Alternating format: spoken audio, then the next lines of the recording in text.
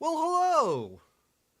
We are live on November 29th, the day after my birthday, to answer your questions. So, my birthday's at the end of November, so like every 7-ish years falls on Thanksgiving, which happened yesterday. And that means today we're going to have some birthday fun. And whoa, uh-oh. What? That's me. Forgot to pause myself, quiet myself before we started. Anyway.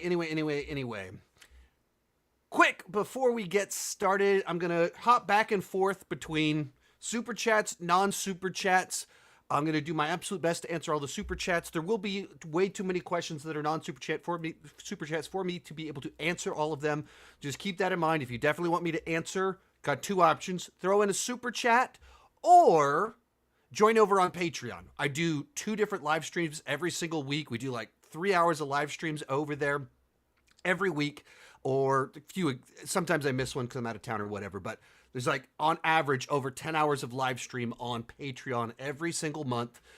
Join at any level, you gain access to all of that. And right now, because yesterday was my 43rd birthday, doing a massive sale for Black Friday, for my birthday, for Thanksgiving, throughout the weekend. 43% off if you sign up for annual. So normally it's like 16% discount. So 43% discount is huge. So link is down below. Use code Sean43, code Sean43 to get 43% off. All of that said, we got like a zillion questions in here. I'm going to go for like 2 hours, something like that. Do the absolute best I can. First question that came in was from David.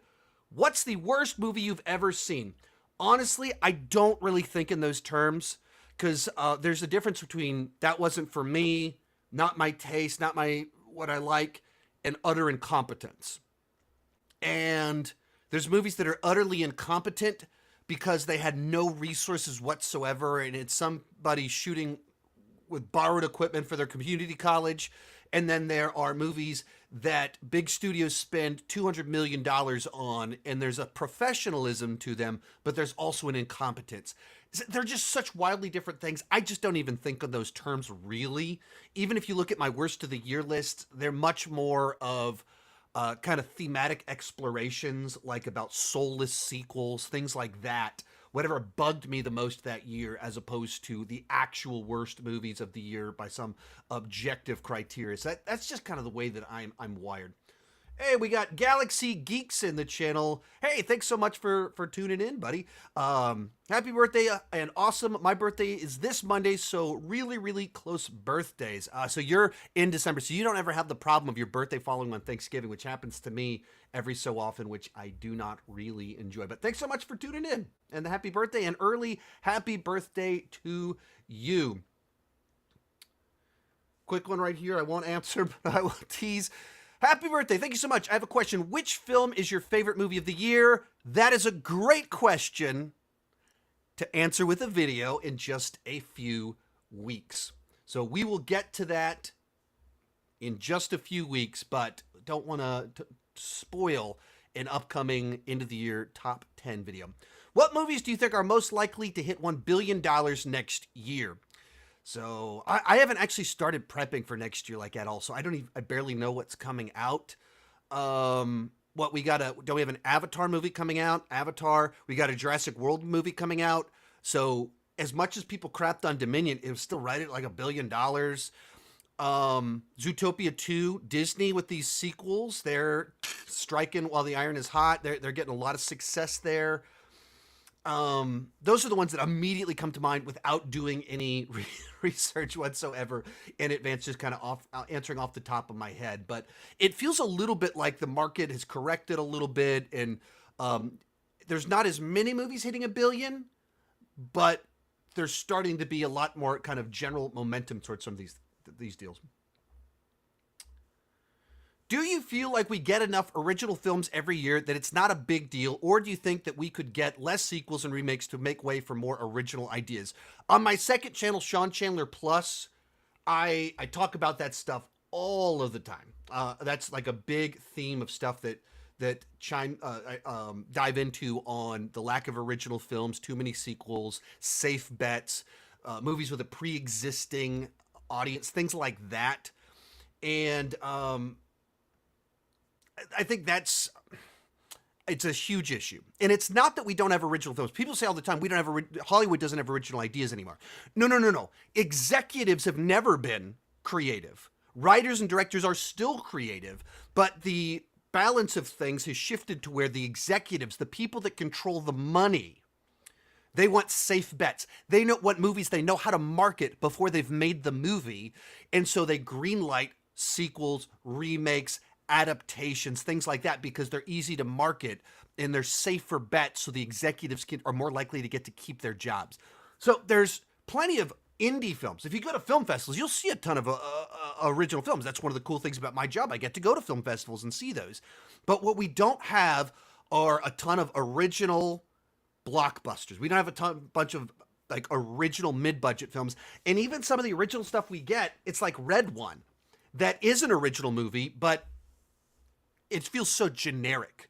So I want that balance to shift from spending all this money on $200 and $300 million blockbusters to back in the middle of, sure, give Avengers Doomsday a $300 million budget. It'll make it back.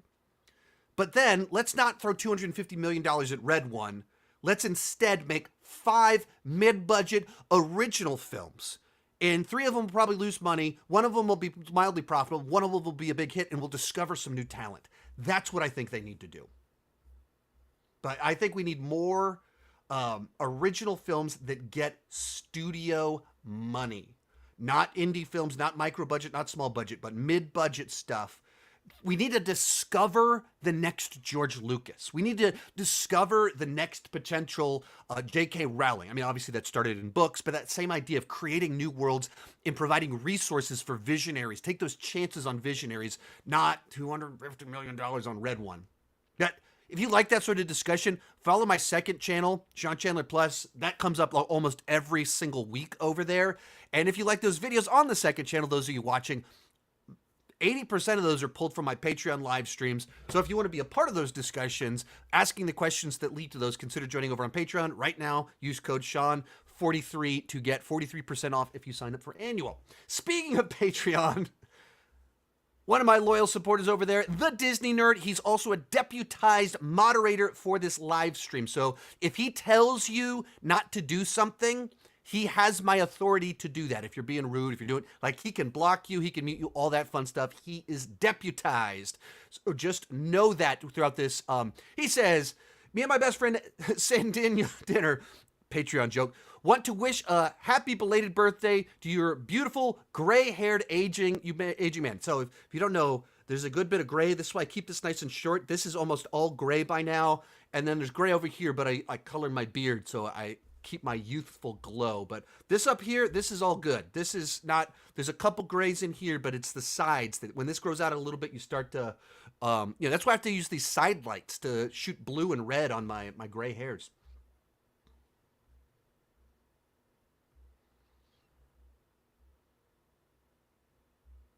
So I'm looking for my next question. Got a lot of oh, Ghost Pirate. I actually accidentally clicked on yours, and then I saw that I was just clicking on one that said happy birthday, and then I saw it was you. So it was pretty fun. Back a couple months back, Cody Leach got invited by Rob Zombie's bass player to go to the show for free, go backstage. So we hung out in the green room with Rob Zombie's band and his bass player, and Ghost Pirate was one of the people that was there with us. So I got to meet him in person. We hung out for the whole day. It was awesome. Stayed up till like 3 a.m, just talking movies and YouTube. It was fantastic. And all of that was after like seeing Rob Zombie live for free, Alice Cooper for free, hanging out with Rob Zombie's band, and very briefly meeting Mr. Zombie. Alrighty, is Scream the greatest horror movie of all time? No, I wouldn't phrase it that way. It's my favorite. It's my favorite. I think it is the best of an era. It is best of a subgenre, that meta, self-aware, but still serious horror movies. It's the best of that. The Kevin Williamson era. It's the best at that. Is it the best of all time, objectively, outside of those sorts of things? I don't know. I'd have to put a lot of thought into that. what the best would be. And I don't like using those terms. I'm not a best of kind of guy. I'm my favorite, here's why, and trying balancing objective plus preference and things like that. But I don't like to get into objective best because I don't know that I believe in objective best. A lot of happy birthdays. Thank you so much for all the wonderful, kind words. Favorite Dexter villain. I was hoping that I'd be able to get to rewatch the show again and maybe do season reviews, but there's just been too much with the Ridley Scott ranking I just did and other things that it was impossible to get it watched. So I've been doing some watching starting over from the beginning, but I don't think I'm going to be able to get enough through before the spin-off show starts. As to your question, Trinity. Trinity, I think, is the best. Season 4, John Lithgow, just fantastic. Like, pretty easy, safe for me. Clear season 4, clear Trinity killer. I think that's a pretty safe answer. That's generally speaking, the one that's best regarded. And now that we're doing a second spinoff, we're at, Dexter Resurrections or whatever. I think whenever that one comes out, I'll try and plan far enough in advance to do season reviews. But I don't think I'll be able to do much of that for this one that starts in a week or so. Happy birthday! Michael is another supporter over on Patreon. Would you buy or sell a remake of The Matrix with Daniel Skinner's Neo, some neat as Morpheus, Daniel's Disney nerd as Agent Smith? Once again, these are all inside jokes from Patreon live streams. The fun of the Patreon live streams is there's always like 20 of us in there, and there's a lot of the same people every week or every other week. And so I get to know everyone, and we start having inside jokes. Like, if you want to be a part of that community, consider joining in on Patreon. Thank you, Mike, for sending that over to help plug this without me just being obnoxious. Sign up for annual with code Sean43 for the next few days, and you get 43% off an annual membership. We legitimately 10 hours of live streams per month. That's where the clips on the second channel come from. I answer everybody's questions, all that fun stuff. We'll throw this one up here. Hey, Sean, thanks for everything. Just wanted to wish you a happy birthday. Your advice on addiction has helped me more than I can even explain through text. I owe you a lot. I love to hear that. It was extraordinarily difficult for me to first share my story because the fact that I struggled with addiction and all the consequences of that are some of the most embarrassing things of my life. They're some of the most difficult things of my life that came about from my own choices. And so, it's not the first thing I like to talk about, but I also know how alone I was and want to do what I can to help people in that same situation. Where do you go to church? I don't particularly want to openly answer that question, but not that it's like would be like the worst kept secret on the internet, because it's not a secret at all. But I still attend the same church that I worked at, and I have a whole YouTube channel with my sermons on it and stuff like that. If you want to dive into that sort of thing.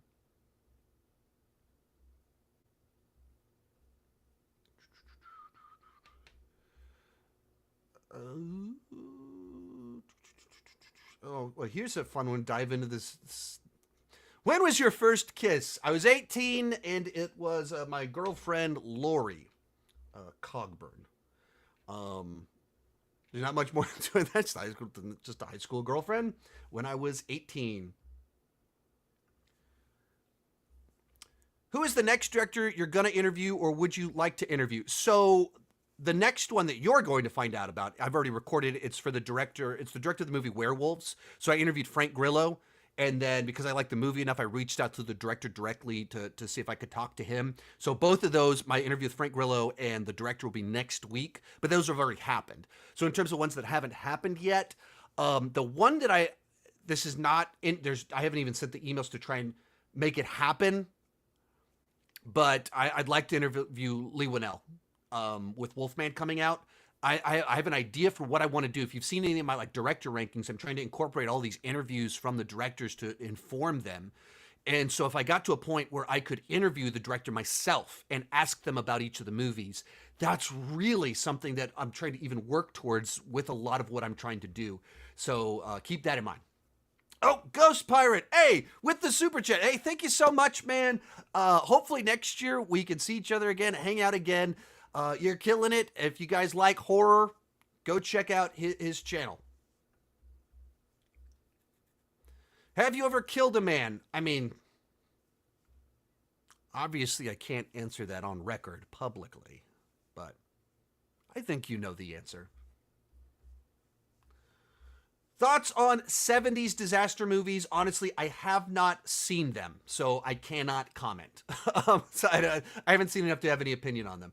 This quick insider one, will there be a Patreon Q&A tomorrow? Yes, there will be a Q&A tomorrow. So if you join Patreon any level, as little as $2 per month, or as well as if you go annual 43% off, I can answer multiple of your questions tomorrow if you join, if you want to know the most effective way to do that. Here's one that's, I don't have anything to say on it, but I wanted to answer it. Hey, have you seen the horror series The Collector? If so, thoughts? I have not. Cody Leach has strongly recommended the series. I almost watched them a few years back, and then they were going to do a third one. I was like, okay, I'll just wait. And I believe they started shooting the third one, and then COVID happened. Something like there was all this trouble where they literally started, and it was killed right on the spot.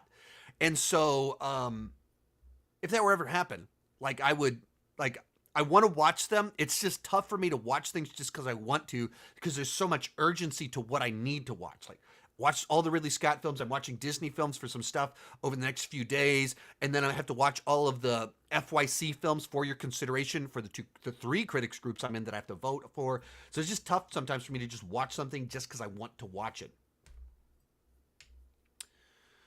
When you're watching, how to learn how to talk again. Hey, Sean, happy birthday. When you're watching movies before a ranking, do you rank them as you go or rank them all after everything is watched? There's no one way, because some of it, some nights I'll watch 3 night movies in a row and I don't write any notes, and then I'll come back a few days later and play catch up. There's just a lot kind of to it. There's not one answer, but generally speaking, ideally, I'll open a folder or file in Evernote, have all the movies listed out in release order. And then as I watch one, I put it up as number 1 and then write notes about it. And then I watch the next one, and is it better or worse? And I'll make that list. And, sometimes you need to a little bit of time to look back over it. So I try to have a rough draft as I go, and then I reevaluate it. So I'm really bad at this with my annual ranking. So right now I'm a month or 2 behind on my annual ranking, but that one's really tough to do because it's so weird to pick between number 57 and number 58 on a ranking of 123 movies.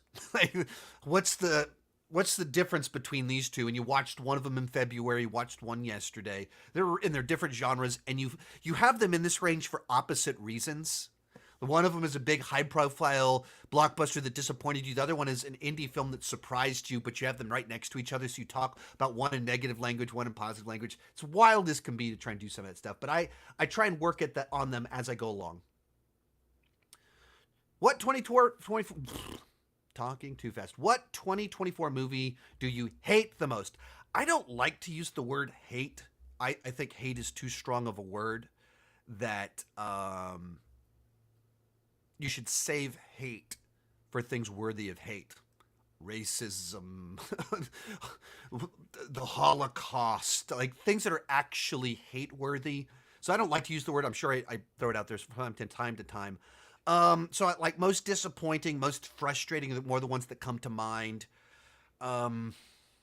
So one that's just an utter waste of a good title, Snow White and the Seven Samurai. It's an asylum film. It was always going to be terrible, but they had a fun title that could have been something schlocky fun, and instead it's just unwatchable. And then just as utter disappointment, Rebel Moon, that whole thing, fiasco. As someone that really, really wants to defend Zack Snyder, and it's just a fiasco. Heyo, Cinemillennial, thank you so much for the super chat. Happy birthday, 42nd birthday, 43rd birthday. Born in 1981. Enjoy the great things you do. What is one of the best opportunities you have gotten thanks to YouTube? I have to go with the Skywalker deal a month ago, or 6 weeks, whatever it was. I don't know. What day is today? And I almost turned it down because I didn't read the email close enough and didn't realize how good of an opportunity it was. But there's so many things I could say: hosting the Comic-Con panels, being on the news, getting invited to join critics associations, being seen as a peer by people that inspired me to start. All of these are great. But about 6 weeks ago, I was invited to go to Skywalker Ranch in ILM with Netflix covering all the costs and to learn how a movie was made by the people that made it. I almost said no because I'm a moron, and luckily, Tessa Smith, Mama Geeky, she was able to get me on the phone and be like, "Hey, Sean, you're gonna do this, right?" I was like, "Oh well, let me ask you a few questions." And so she broke me out of my crazy, and it's like a once in a lifetime opportunity. And once again, thinking like Netflix. I've been a Netflix customer for 20 years, and Netflix felt I was worth spending the money to take me out to Lucasfilm to talk about their movie and how it was created and interview the director and the VFX people and everything. That's amazing. Like that's just like, how is this my life? I was doing a Patreon video chat. If the highest tier you do a video chat with people, so I was talking to someone earlier today and he was talking about how far my channel's grown and things like that. My first video, Ghostbusters 2016 review, was shot right here, same room, like right over here.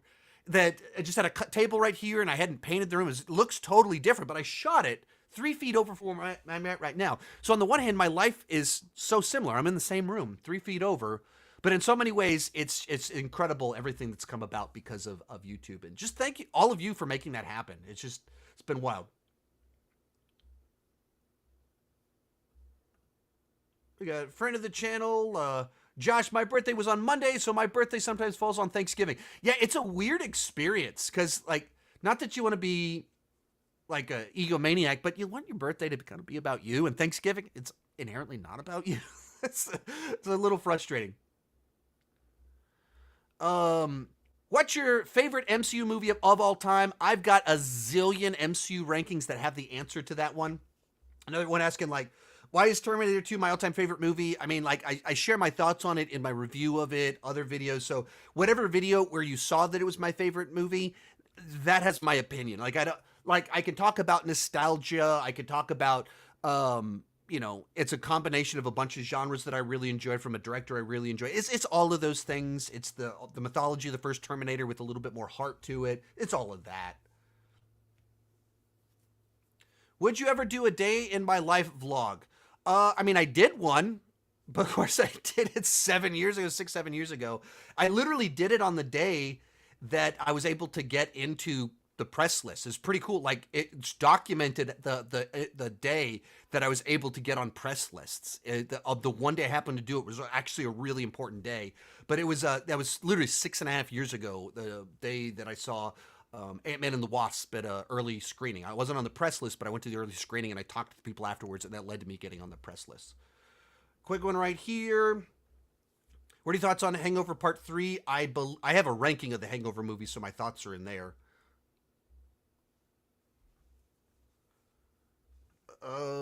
Do you still have negative thoughts on the Golden Globes? Nominations are being announced on December 9th. I mean, yeah, nothing has changed.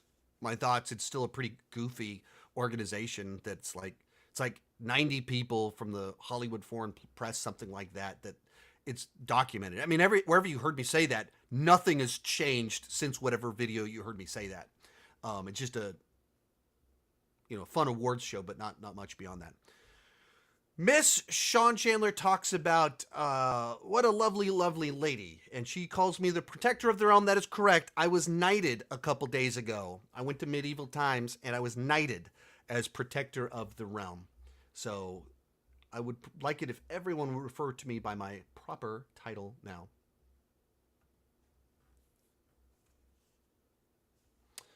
Happy birthday to my favorite YouTube critic. Thank you so much. Are you doing any Black Friday shopping? No, I am not. What is the earliest screening of a movie you have been to? Well, I mean, it would be from I don't know what movie it would be, but like it would be something from Fantastic Fest almost certainly. So when you go to a film festival, you watch movies that might not have distribution. So you might have heard about how they made a Toxic Avenger. Toxic Crusaders is the animated show based off this trashy hard R movie. Toxic Avenger remake with Elijah Wood in it, Peter Dinklage, and it doesn't have distribution. It may never be released. I watched that movie a year and 3 months ago. Like, I've seen it, and as of now, it's not going to come out for at least 6 months until it can find distribution or whatever. So it's going to be something like that, where I watched it at a film festival, it didn't have distribution, and then much later it found distribution.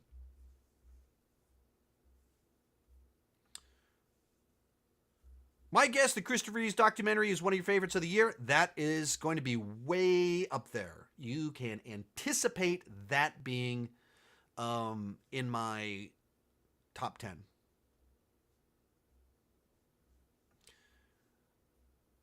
Would you consider adding TV shows to the Planet of the Apes ranking? I love your work this year. Thank you so much. No, I mean there's a extraordinarily low chance of that happening, for the simple reason that I don't know who that watches my videos has seen the Planet of the Apes TV shows, let alone knows that they exist. So it's watching, and like a season of television, even if it's a half season, is with short episodes, it's still like 6 hours, the length of 2 or 3 movies to watch this season for something that very few people have watched. So that's the reason the only times I incorporate TV shows into my rankings is if it is like Marvel, where they came out during the history of my channel and you can watch them, or if they're shorter, things like that. But I can't watch, like a network television, 22 episodes, 40 minutes per episode. That's a 17-hour season. So even if it's one season, 17 hours of stuff I need to watch to do a video. That's not practical. It's not possible. It's not reasonable. In particular, with something where such a small percentage of people have watched a 1970s Planet of the Apes cartoon.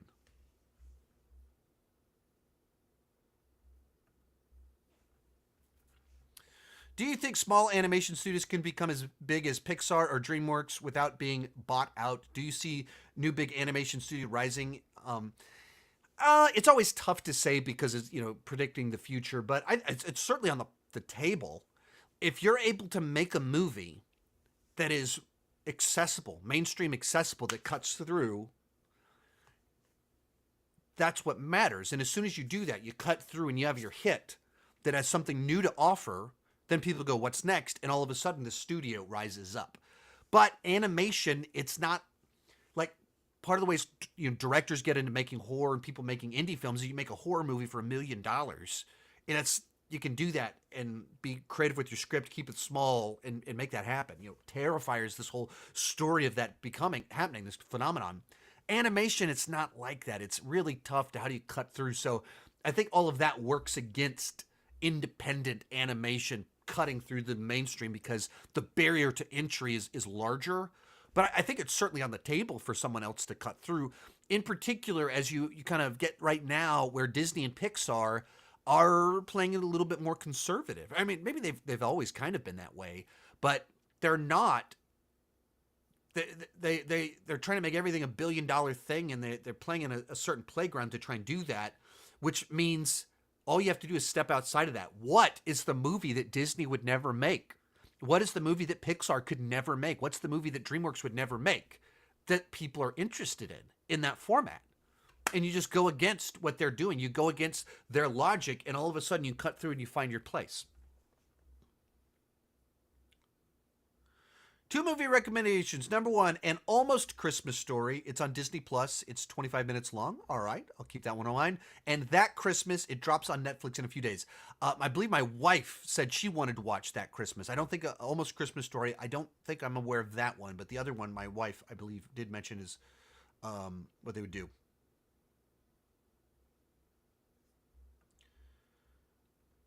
What's your pitch for Alien 3? I mean, I'm pretty sure you can go to my second channel, Sean Chandler Plus, and I've probably thrown some ideas out there of what they could do, what they should have done, things like that. But it's on my, I'm almost positive I answered that. I couldn't pitch off the top of my head at the moment, but you could look that up.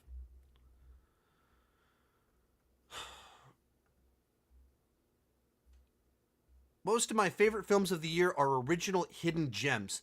Yeah, and I think that's the thing that's tough is that the way the market is currently done, where the blockbusters, like we talk about, for a movie to be profitable, it needs to make 2-3 times its budget, because production budget is one thing, then there's the marketing budget, and then theaters keep a chunk of the gross. So all of a sudden you have to make 3 times your production budget to make your money back.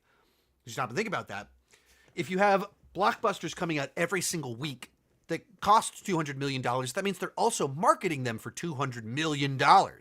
So there's so much money from these loud studios promoting the next Disney film, the next Pixar film, the next Star Wars film, the next Marvel film. It's so loud and it's tough for all the little guys to be heard. You get lost amongst all this noise. And so people all the time are like, why are there no original movies coming out? Original movies come out all the time.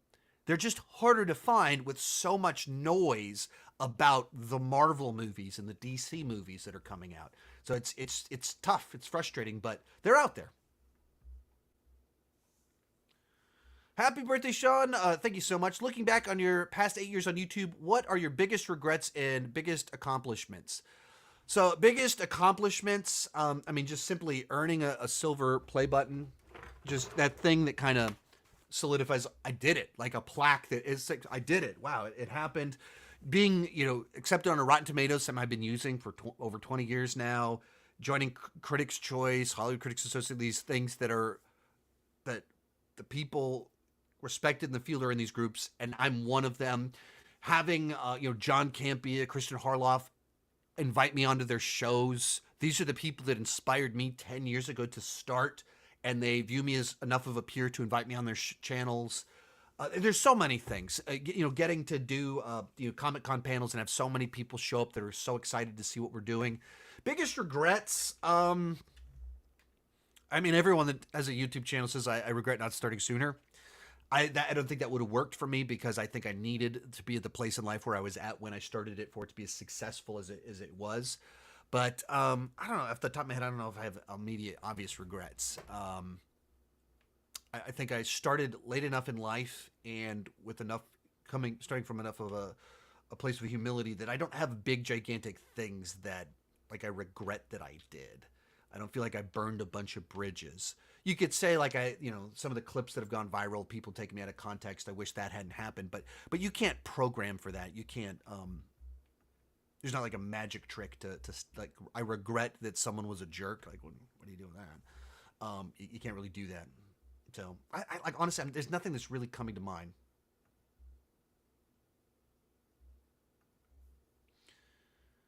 Hey, Sean, I'm Jacob Wells. Hope you're doing well. Happy birthday. Appreciate it. Hope you are having a great weekend. I hope we can meet up soon and make a video together when my YouTube channel gets started.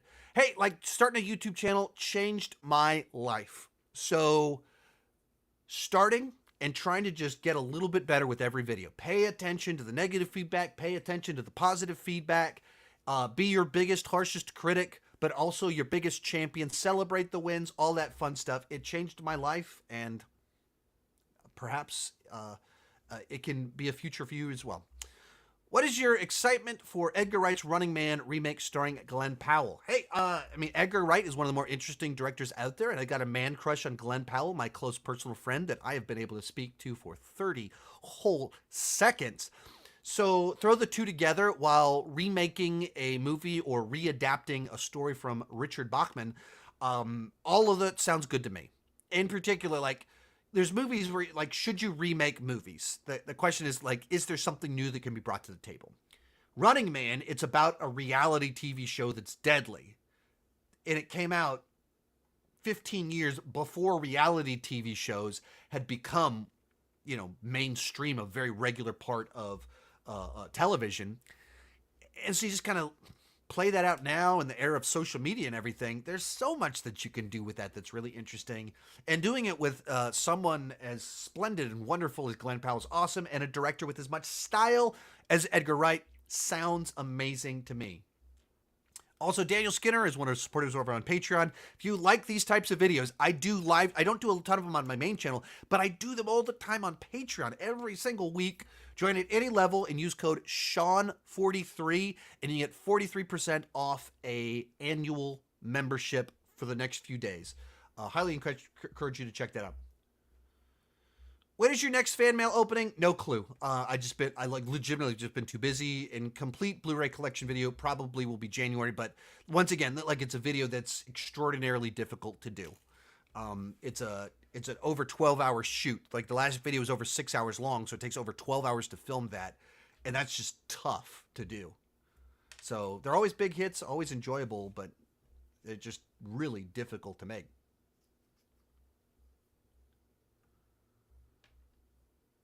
Happy birthday. Why do you think all the old action stars like Van Damme, Steven Seagal, Dolph Lundgren are struggling to get back into newer films, not having success they had in the past?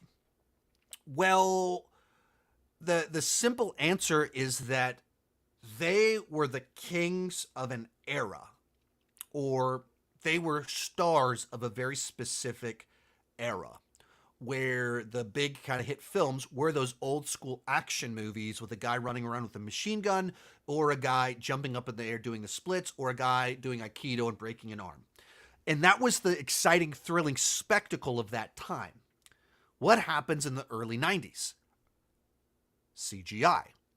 And instead of it being about the biggest, most muscular guy with the biggest machine gun killing the most people, all of a sudden, computers with aiding models can blow up the White House, they can blow up New York City, they can blow up LA, and Will Smith can battle an entire army of CGI spaceships and stuff. Like this gigantic, the degree of spectacle that was introduced in the mid 90s was tremendous, just incredible.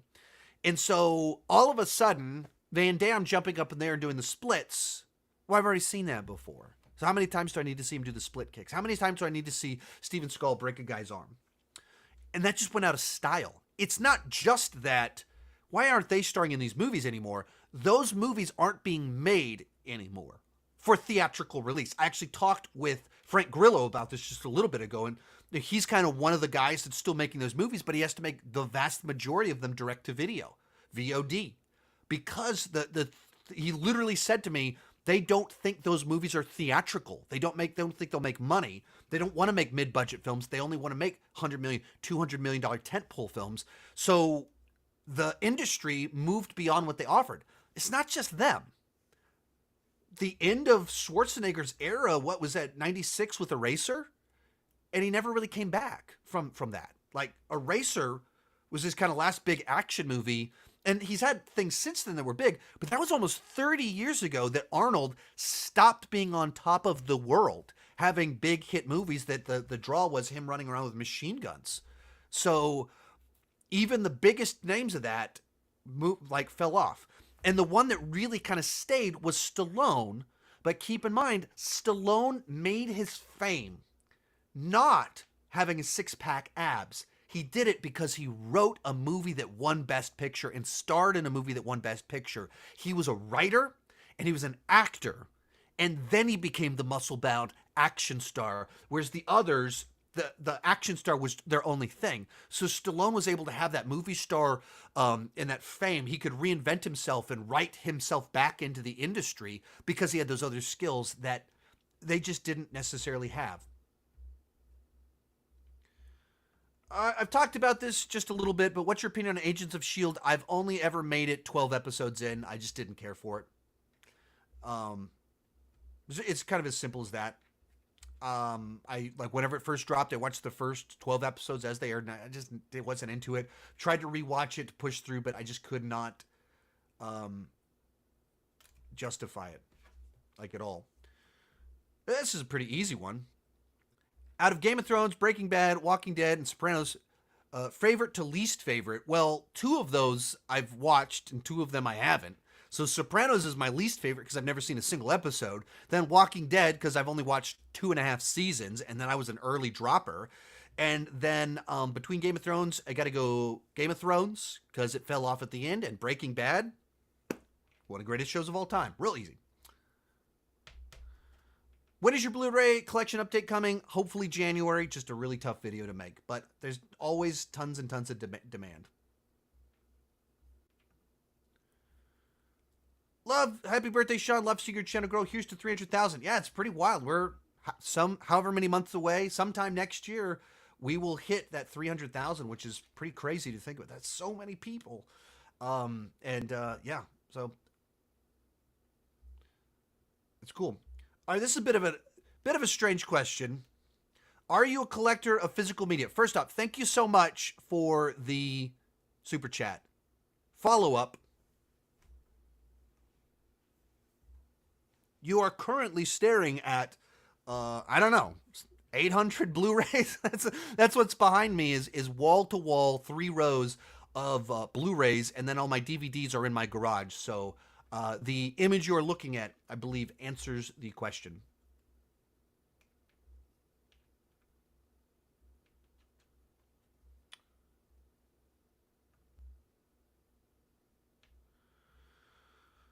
Happy birthday. Thank you much. You're an inspiration. I appreciate it. Question: must have Blu-rays.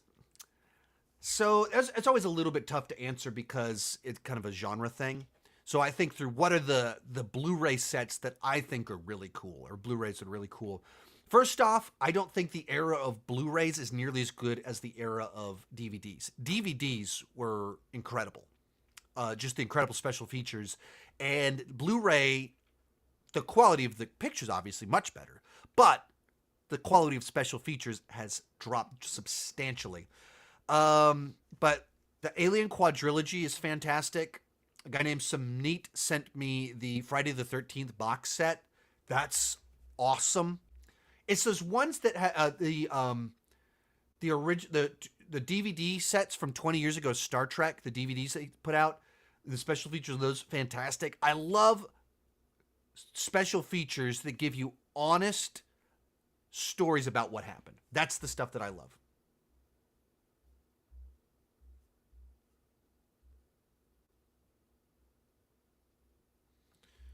I wonder what Miss Sean Chandler. I suspect Sean would say schedules. I don't know what question that could be answering. If Ryan Reynolds did Green Lantern multiple times and the movies were successful, do you think Deadpool would have happened? That's kind of tough to say because there's a lot that kind of goes into that. So let's say Green Lantern was really good and it became a franchise. Would he want also to do Deadpool? So I believe, based on all the history of everything, he was well attached to Deadpool whenever Green Lantern came along.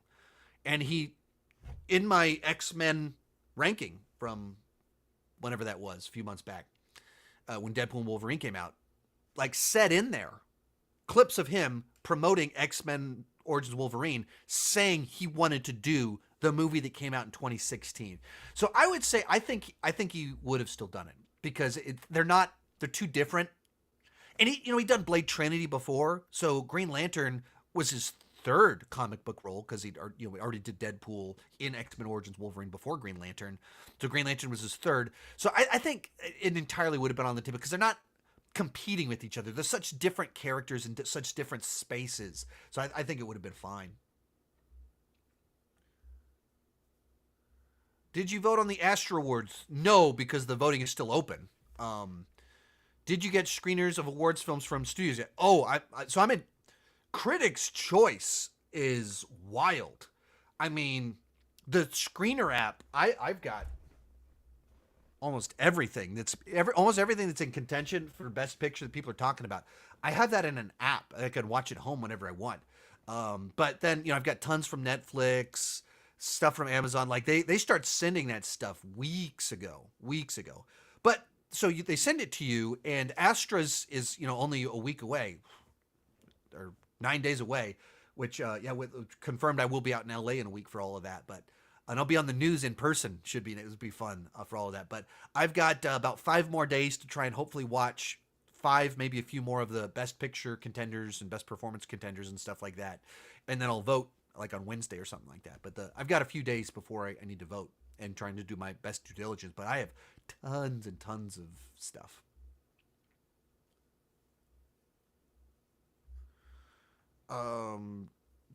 Do you think MCU should end with Secret Wars? I've answered that sort of question on my second channel. Just look up Sean Chandler in the MCU, restart the MCU Secret Wars. I answer that stuff all the time. Uh, Nolan ranking?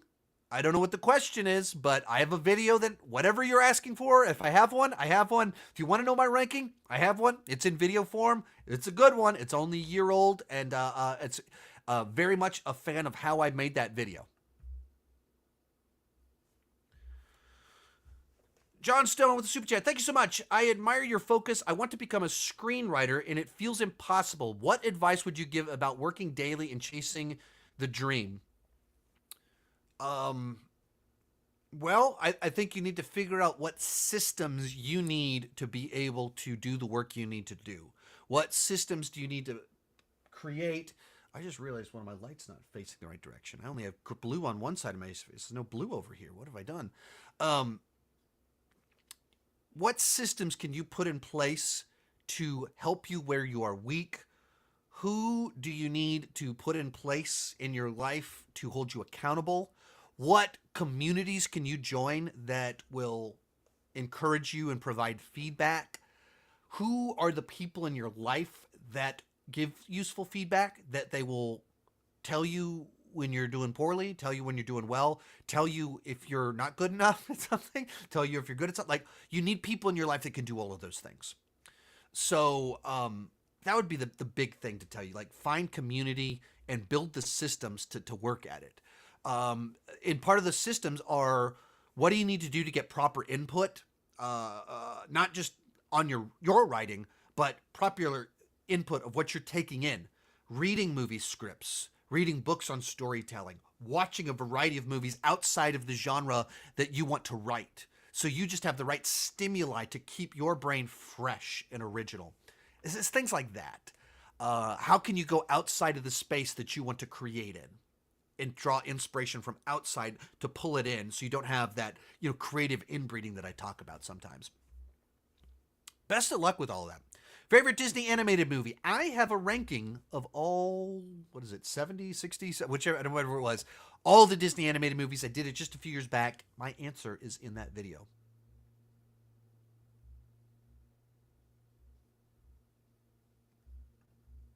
Love you, Sean. Thank you so much. Greatly appreciated. Got another happy birthday.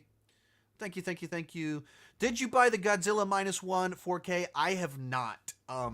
The closing of the local Best Buy near me, and the fact that they've gotten rid of doing selling Blu-rays in general, has made it. I've started purchasing dramatically fewer Blu-rays for that reason. I'm also running out of shelf space, so I need to do a. I don't know. Yeah, make of that what you will. Considering the production issues, like going from TV to movie, I think it's a compliment to directors, writers that Moana 2 was as good as it was. Um, I don't know. I don't know that I could. I don't think I could agree with that. Um, they had a year and $150 million, and they weren't. They were starting from Disney Plus, which already is not the same thing as Disney Channel. It's not the same thing as ABC Family.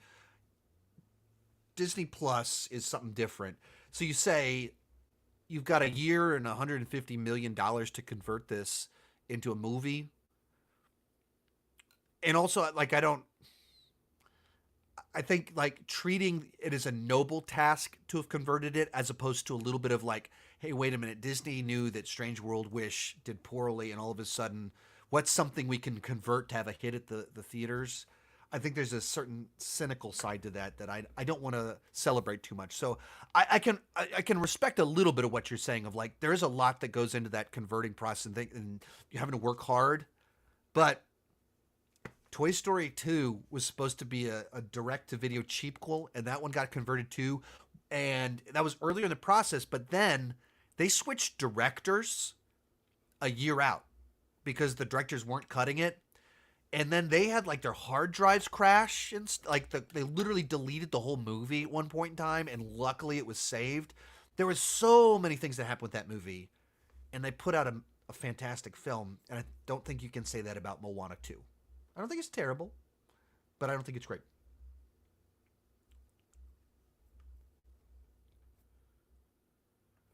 You touched on this one. You might have been the same person, but the last part of this: who would you like to interview? The thing I'd like to do is, every time I do a director ranking, wouldn't it be cool if I got to interview the director and do my own little retrospective interview about their films and incorporate that into the ranking? I think that'd be really cool. I don't have any reason to think this will happen, but I'm going to try and make that happen for a Lee Winnell ranking next month or January with Wolfman. That would be cool to me. But you play that out. Like, what if I got to interview Christopher Nolan whenever his next movie comes out? That would be really cool. I mean, just that's like, how is this my life level of awesome if that were to happen? That's the sort of thing that I have in mind. That's the vision I have for where I'm thinking for some of this stuff. It's not just that I want to interview them to have one more interview from these people. It's that next level. How can I make my videos better? How can I inform my rankings and my reviews on a deeper level by talking to the people that created those things? And one idea that I have that I'll start floating this, I guess, publicly with this particular moment. But what if for my MCU rankings with Doomsday and Secret Wars, what if I turned that into a 1-2 year long project of trying to interview as many MCU directors, screenwriters, Kevin Feige's as possible to inform where all of that came from? And it's like my own, it turns into it's my opinion piece, but it's also almost like a retrospective. It's behind the scenes. That's my own mini documentary about the MCU that's also opinion based. That'd be really cool. What are your thoughts on the new Jurassic movie? Check out my second channel, Sean Chandler Plus. I made multiple videos about it, all of the casting news, those things. I've talked about it extensively. But like a lot of these smaller things, I cover them on my second channel because I know people have those questions and people ask me about them on my Patreon live streams. And so I try to cover those whenever the news drops. So I've talked about a lot of that over there if you want to check that out. But anyway, like I said, I've definitely been asked about that a number of times on my Patreon live streams. Back to the big promotion of the day and the weekend. If you like my videos, if you like Q&As like this, if you want me to answer your questions, join on Patreon at any level, and I answer everyone's questions in the Q&As, and we do 10 hours of Q&A every single month. And if you join annual this weekend through Monday, use code Sean43 for an annual membership, and you get 43% off. Yesterday was my 43rd birthday, 43% off for you. That's a win-win for everyone involved in that. But as for Jurassic movies, you can search for that over on the second channel, and I've talked about it.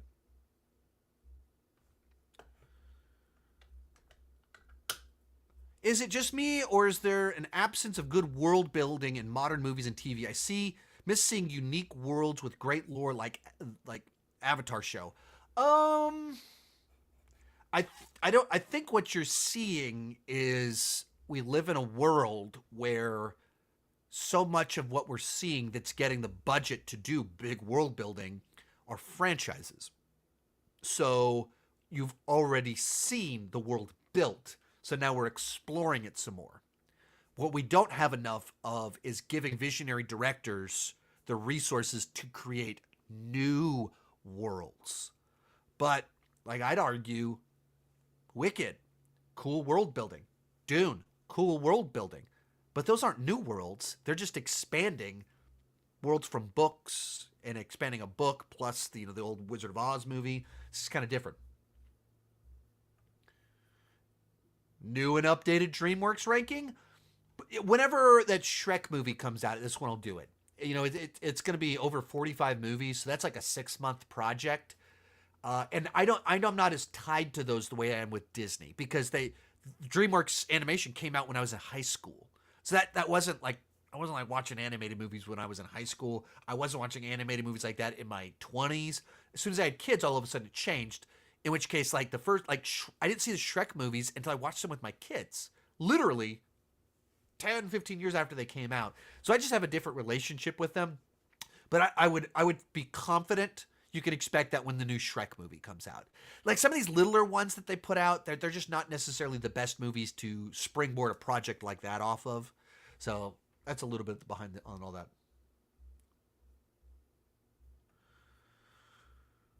How did you learn to evolve on YouTube from when you started? I mean, like, it's just one pick at a time, just improving a little bit each video every month. I mean, like I bought a YouTube course. There was like, I don't know, like $100. I don't know, $30. I don't remember what it was, but like how to a better YouTube channel in 30 days from video creators. I'm not sure if it's still out there. The guy sold his company to vidIQ, and he's still out there, Tim Schmoyer. But so that would like I took his course. Like as soon as I was like, I'm going to do YouTube, like a month in, I was like, I actually stuck with it. I'm going to get a course on how to do it right. So invest in yourself. But there's all sorts of tons of great channels out there that can teach you stuff. I put out tons of videos on teaching how to do stuff, and you figure out how to get better as whatever your niche is. Mine is talking movies. How do I learn more about movies? And then likewise, how do you learn how YouTube works? How to make better thumbnails? How to do better set design? And just I did a Patreon video chat, the top tier. You can talk with me for 30 minutes each month. You remember at that level. Talking with the guy earlier, and we literally talked about my set design. That's what we talked about for like the first 10 minutes of like how it built out.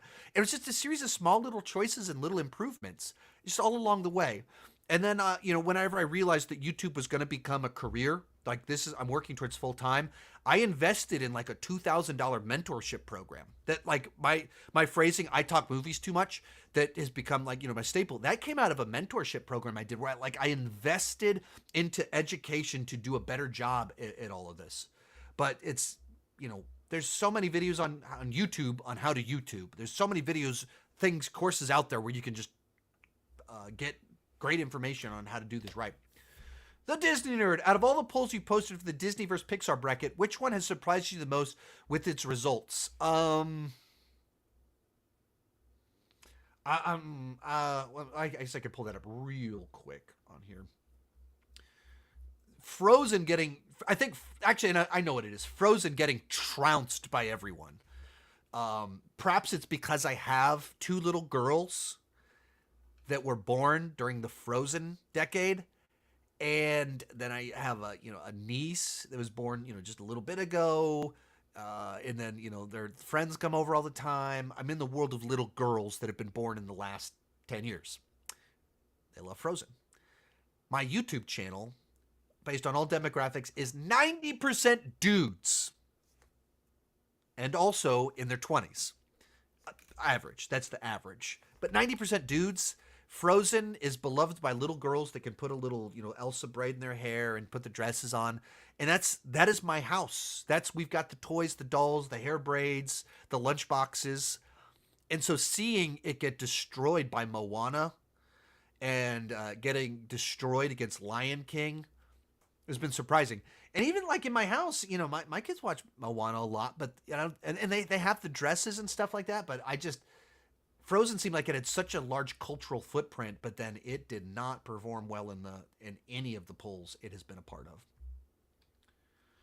Dylan, happy birthday, Sean. Shrek 5, Toy Story 5 both come out in July 2026. Without knowing any details or plot about the films, which one are you more interested in?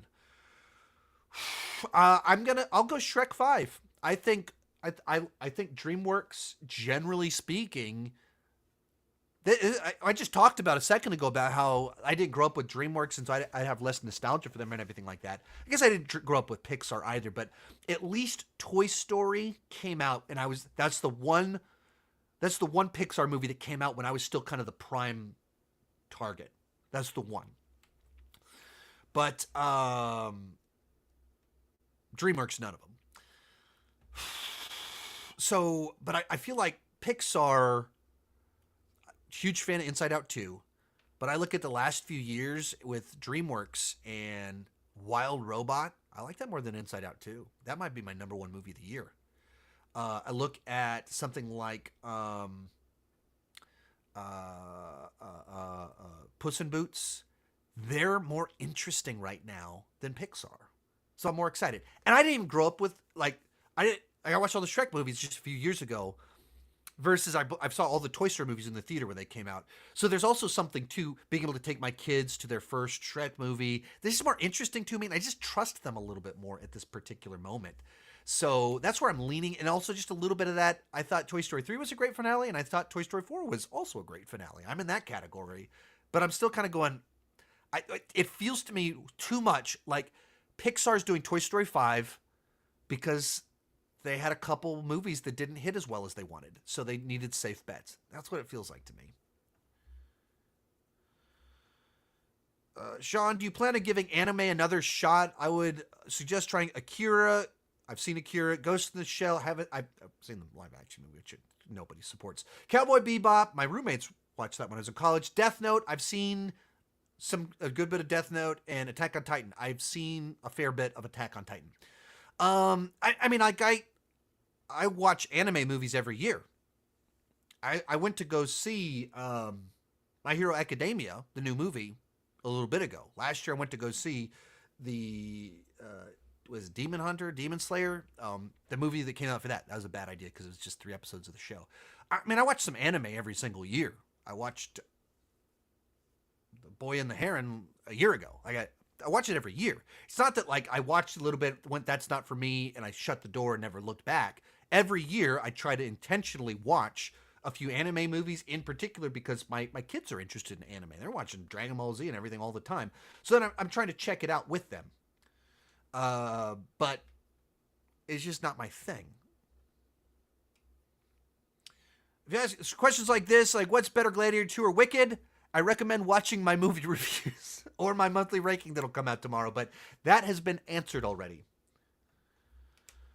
Rank the Terminator villains. Okay, Terminator villains. The worst, without question, Terminator Genesis, making John Connor the villain. What are we doing? Then I think I'll go Terminator Salvation has such an ill-defined villain, so just by default we'll go there. I'm kind of going by the movies. Then interviewed Mr. Luna, but I think I got to go Terminator Dark Fate. I'm a big defender of Terminator Dark Fate compared to most. I think he did a good job, and I interviewed him. It was my first press junket I ever did, and I embarrassed myself. Look up the clip of me interviewing him. It's embarrassing. But I got a number 4 because I don't think he makes as big of a mark. As number 3, Terminatrix. I got a lot of issues with Terminator 3. I'm pretty negative on it compared to a lot of other people in terms of the sequels out there. But Terminatrix, she cuts through. Maybe just because it's a girl and some of the bits, the way that it uses her bits, all that stuff. But it cuts through. You notice her. You remember her. Then we'll go T-1000, all-time great villain of all time. But he has to follow up the original, the one that absolutely put Arnold on the map, legendary status. You got the T-800, Arnold Schwarzenegger, but T-1000, T-800, both of those are S-tier movie villains. What are your thoughts on Zootopia 2? I have no opinions at this moment in time. Perhaps I will in the future. At this moment, I don't have any. Knowing its production history, Moana 2 feels to me like the last lament of Bob Chapek era of Disney. I don't know. It's interesting because it's where some of this is tricky when you think about the way in the world of movies, there's a 3-year turnaround. So the end of Iger's run of movies was 2 or 3 years after he was out. Likewise, Chapek, the end of his era is 2 or 3 years after he was out. And Iger's new legacy will be a couple of years after he's out. So it's interesting when you start to really think about some of that stuff, that there is kind of this just lingering effect.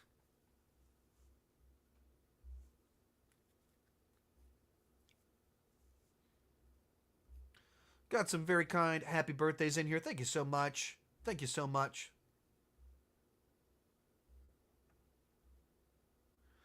Danny, happy birthday, Sean. My favorite childhood film is Flight of the Navigator. Do you think we will ever get a sequel or remake? Also, the documentary Life After the Navigator is great. Yeah, so I also grew up watching Flight of the Navigator, like, extensively. So I watch that movie all the time. I need to show it to my kids. I've never shown it to my kids, but it was one of those first ones that kind of taught me about time travel physics, which is kind of cool. I don't know. I think it's... If the Stranger Things era wasn't able to kind of make something there, just kind of that era of sci-fi-y, that Amblin energy, Flight of Navigator's kind of in that of, a normal kid on this extravagant adventure with an alien ship. And that didn't spark something actually happening. I think there's always been murmurs of some sort of remake. That happening in that window, I don't know, it might be a little bit. But they're always looking for something, and I think there's something very timeless about a child being out of his place in time in everything, the fish out of water side to it, the flying around in the spaceship. There's a lot to it that's kind of fascinating. So I think it could happen. I haven't watched I need to check out this documentary. I didn't know anything about that. I don't think we'd get a sequel because I think a sequel loses the magic of now he's 50 years old, now he's 55 years old, and his son gets to... I don't think it translates. What do you think of Ted Lasso season 4? What could they do? I hope confirms Ted and Michelle are back together because don't you think they teased it? Um, I I don't know. Like I just felt like the show petered out so much to me that like it killed my interest. I think season 1 of Ted Lasso is one of the best seasons of television ever created. And it's not even that season 3 was so terrible. It just felt like it had lost so much momentum and so much of the intrigue and so much of what made the original special, and they wasted where they could have ended things like that. And it just I don't know. It's just frustrating. It just felt like what happened? What happened here? Like I don't. How did you so lose what was so special early on that I don't know that I want them to go back because I just it feels like every additional season they just lose it a little bit more and they go further and further away from what was special. So I don't think I want it for that reason. That I want to keep it in my mind as the better version of it.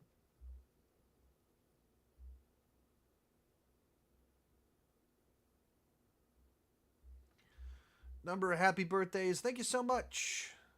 Thank you so much for the happy birthdays. Greatly, greatly appreciated. Quick question on here. Are you excited for Creature Commandos?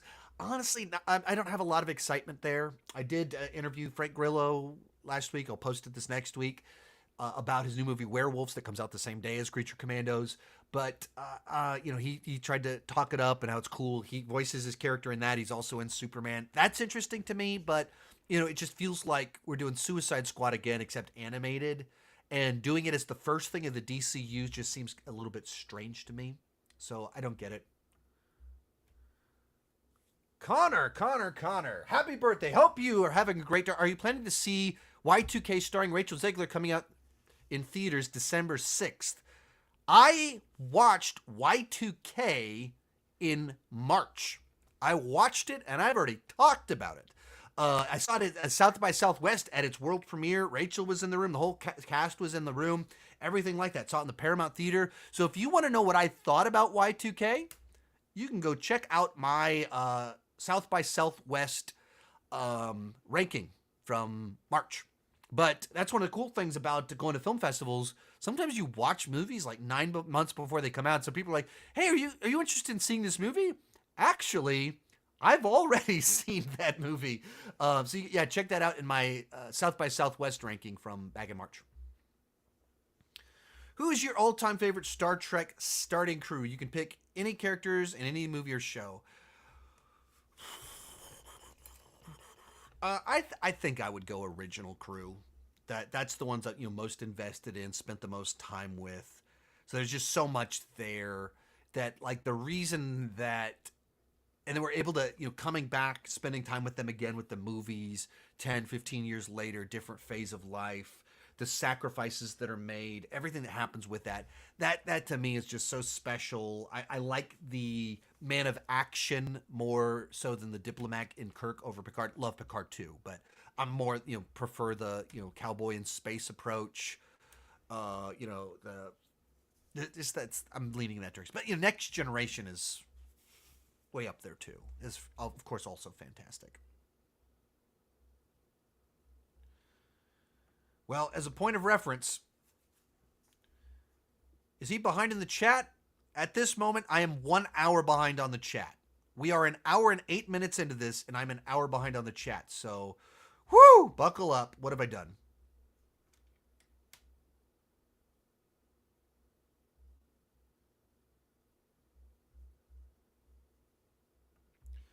Didn't know you and Filmstock shared a birthday. Neither did I. Now, my birthday was actually yesterday, but yesterday was Thanksgiving, so I'm not sure if he's a. I don't remember. Maybe I knew that. Maybe sometimes someone asks, "How does it feel to be old? How does it feel to be 43?" It feels like I have brain mush. I forget things. I might have known that we had a birthday that was very close to each other. Then again, I might not have known that at all. If you don't know, Filmstock and I, we did panels together at MegaCon. Cool guy. People asking if I'm going back to MegaCon next year. I don't think so. Unfortunately, I don't think that's going to happen. They made some choices that burned some bridges, but yeah, that's pretty cool. Also, speaking of turning 43, if you want to say happy birthday to me, join Patreon right now. Use code Sean43 to get 43% off an annual membership, any level. You get at any level, you get all the videos. $5, you get your name on my end card. At the top tier, you do a 30-minute video chat with me every month that you are a member. 43% off for my 43rd birthday. Sean43 is the code. Any word on when the 31 and 31 debrief is coming out? I don't know. I've been pretty overwhelmed and overworked the last little bit with the Ridley Scott ranking and then the holidays, and then it looks like I'm going to LA in a week. So I haven't had time. A lot of them haven't had time, and I just don't know. They're scheduling a 4-hour live stream for all of us is a lot. Do you think I can start my own YouTube channel using your own channels as guideline? I mean, you should take inspiration. I mean, go watch. I've made videos talking about this. My advice: just watch those videos. That'll give you the advice that I have.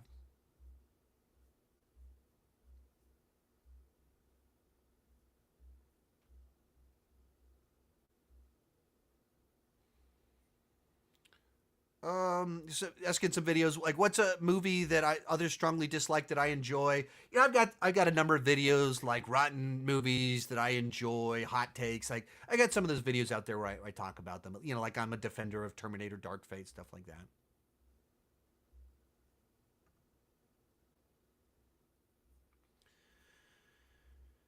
Super chat from Elliot. Thank you so much. Hi Sean, happy birthday. Greatly appreciate it. Do you ever find it hard to switch your critic mindset off? Well, no, not in terms of enjoying movies, because I watch movies as always watch movies as a fan. I guess what I'm doing, but where it factors in um, is what I'm going to watch, and it's more as a content creator than as a critic. That there's so many movies that I need to watch. Right, just finished Ridley Scott. Now I'm watching end of the year Best Picture contenders, and then there's a Lord of the Rings animated movie, so I'm trying to watch Lord of the Rings movies. There's always something else I need to watch movies for, so I'm always trying to think with my time, what do I need to watch? What's the most important thing for me to watch? And that's a real strange way to watch movies. That's the thing where I struggle with it more so than being able to watch a movie and just enjoy it. If anything, doing this long enough, I have a fondness for more things that you learn to appreciate things that aren't just your favorite. Like when you only watch movies because you want to watch them, you watch them one way, and when you watch them because you watch everything and because you have kids and because you have a wife, you learn to appreciate more films, and I think that's a good thing.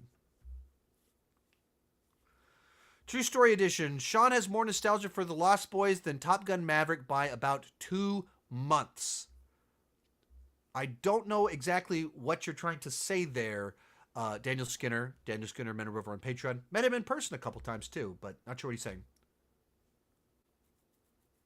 Don't you do a private letterbox list over the year? No. I use Letterboxd. I have the link in there, but I do not keep an annual list, like at all. One year I tried to, and I failed miserably at it. Will you it makes think it should be, do you want to direct or produce your own movie? If the option was on the table, that'd be cool. But to be able to do that, that's, so much money to get in the realm of even being able to do that.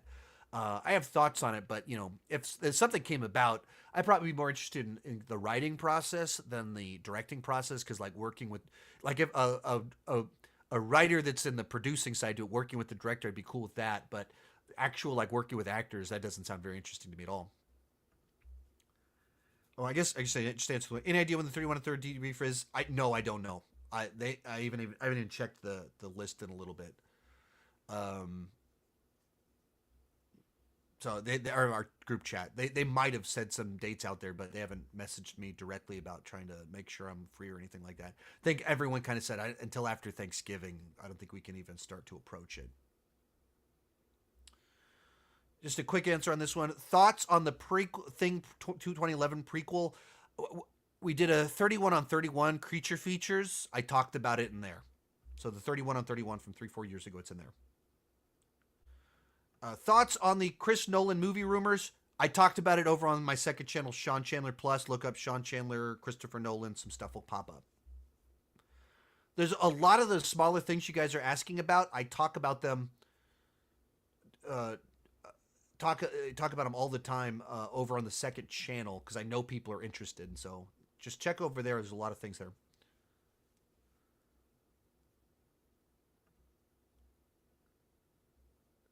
got a super chat. Happy 21st birthday, Sean Chandler. Thank you so much. Greatly appreciate you recognizing my 21st birthday. Have you seen Hundreds of Beavers? Unfortunately, I wish I could give a different answer since you sent in a super chat, and I want to say something more elaborate than no. But unfortunately, the answer is no, I have not. I've gotten emails about it. I believe I have screener links for it.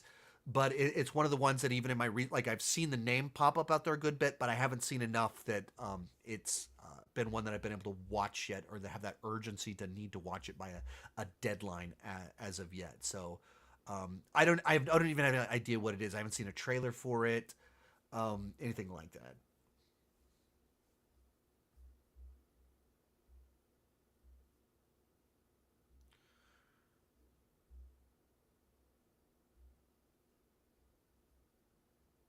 Why don't you like anime shows or Studio Ghibli? I mean, if you've heard me say that, you've heard my answer. They're just not on my wavelength. Like, just think, for whatever reason, whatever genre you don't like, there's westerns, Victorian period piece, romance, horror. You just like it's just not your thing. It's as simple as that. There's not like anime killed my dog when I was growing up. Like, there's nothing like that. What are your thoughts on Spielberg's Duel? I have a Steven Spielberg ranking. You can hear my thoughts on the movie Duel in that video. Movies worse than the Human Centipede films. Don't know. Never seen a Human Centipede film. Never will see a Human Centipede film. Thoughts on the crazy popcorn buckets this year. They're releasing a Warhammer for Lord of the Rings or War of Rohirrim. I think they're fun. Right? Is the Xenomorph one. It's right in here. And where's Slimer? Slimer in here? Where'd Slimer go? Where'd I put my Slimer? I don't know. Slimer used to be right over there too. I can't see him at the moment, but I got a couple of them. I think that's a fun little thing, a fun little trinket thing to, like back in the day, there used to be like McDonald's collectibles cups, and we collect all of those as a family. And it's just nice to have a thing that reminds you of a specific moment. And popcorn buckets are different. They're interesting enough that you can do something fun with them. So I dig it.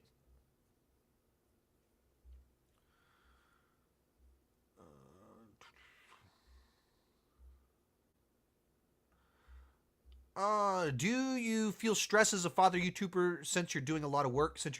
I mean, everybody does a lot of work. I work from home, so that helps. I'll say where what can happen this summer. I felt like I dropped the ball, and there's so many movies coming out. There's so many people on YouTube that everything's red hot. I dropped the ball by not. I had a lot of success with shorts starting in May. And so I was just like, oh man, I can do this. And so I spent like an extra hour working every day, putting out a short or two. But what that meant was every week I didn't take my kids to the pool and I didn't play Fortnite enough. It was the sort of thing like I could have just made one less short each week or two less shorts each week. And I could have taken my kids to the pool and I could have played a couple more rounds of Fortnite with my son. And I wish I would have done that. That's where I feel it more so than necessarily stress. It's my focus was too far in the wrong direction. Some of these questions, like why do you hate the Star Wars sequels so much? First off, I didn't use the word hate, but also I've made 1,000 videos answering that question. So whatever video made you know that I don't like them, in that video I also told you why.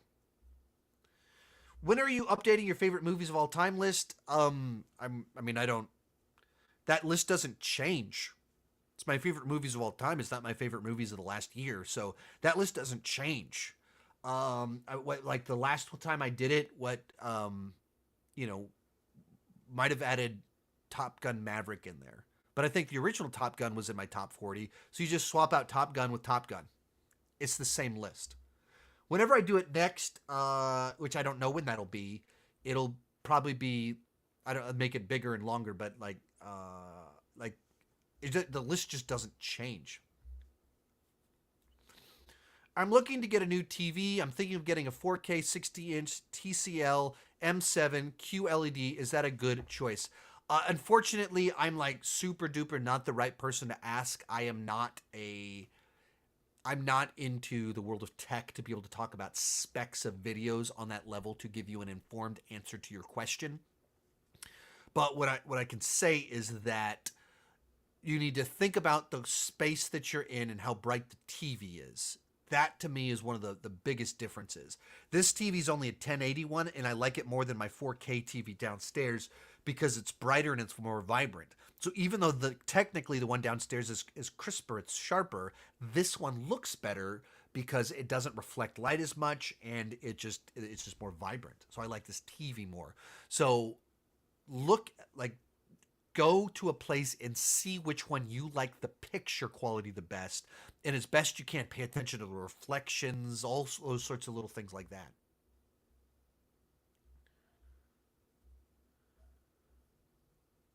uh, I don't know what this question means. Is he not reading YouTube donations? I don't know what you're referring to. I have read every other question I've done is a super chat. I keep getting Marvin. You actually had questions that keep tickling my brain a little bit. I'm an introvert. People think I'm an extrovert because I'm a public speaker and wave my hands around. I'm actually very introverted. I'm very shy about talking to strangers. I can do well like in public if like at my meet and greets I work well and come off very extroverted, but it's because I know what people want. They want Sean Chandler talks about, and we have a bridge movies, my YouTube channel. So I can anyone I meet at a a fan meetup or anything, we can talk forever because I know you love movies, and you can just I can just ask you about my videos and make progress there. But the but actually in public, I'm very shy talking to people I don't know. Would you rather see Nicolas Cage be the lead in another Michael Bay movie or Leonardo DiCaprio be the lead in another Christopher Nolan movie? I mean, I'll go DiCaprio and Christopher Nolan just because I'm more interested in another Christopher Nolan movie than a Michael Bay movie. I think Michael Bay needs to. I don't know. Ambulance was good. So I'm Michael Bay. I think he's still got it in him. He just makes some odd choices. But my leaning would be towards Leonardo DiCaprio doing something like a Nolan. I think would be really cool. Favorite movie ever? I have a video answering that exact question. Actually, I have multiple of that video.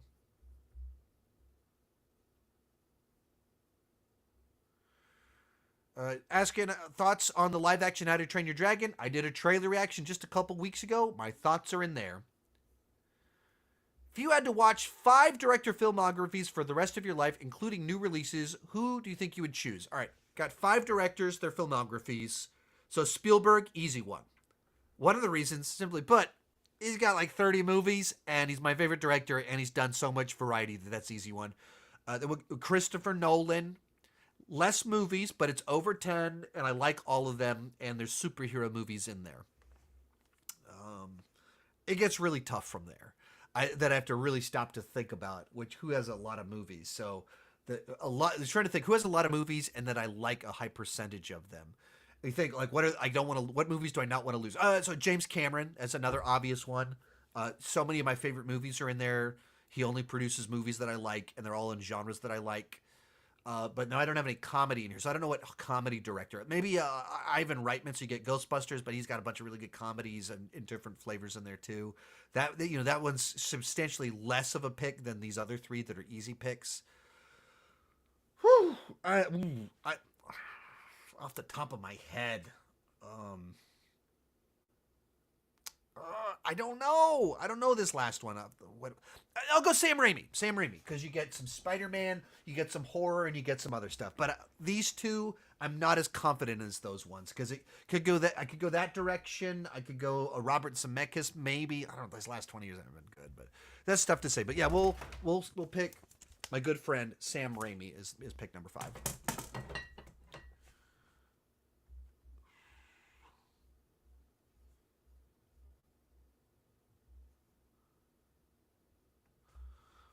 What is the best thing you think the MCU has done post Endgame?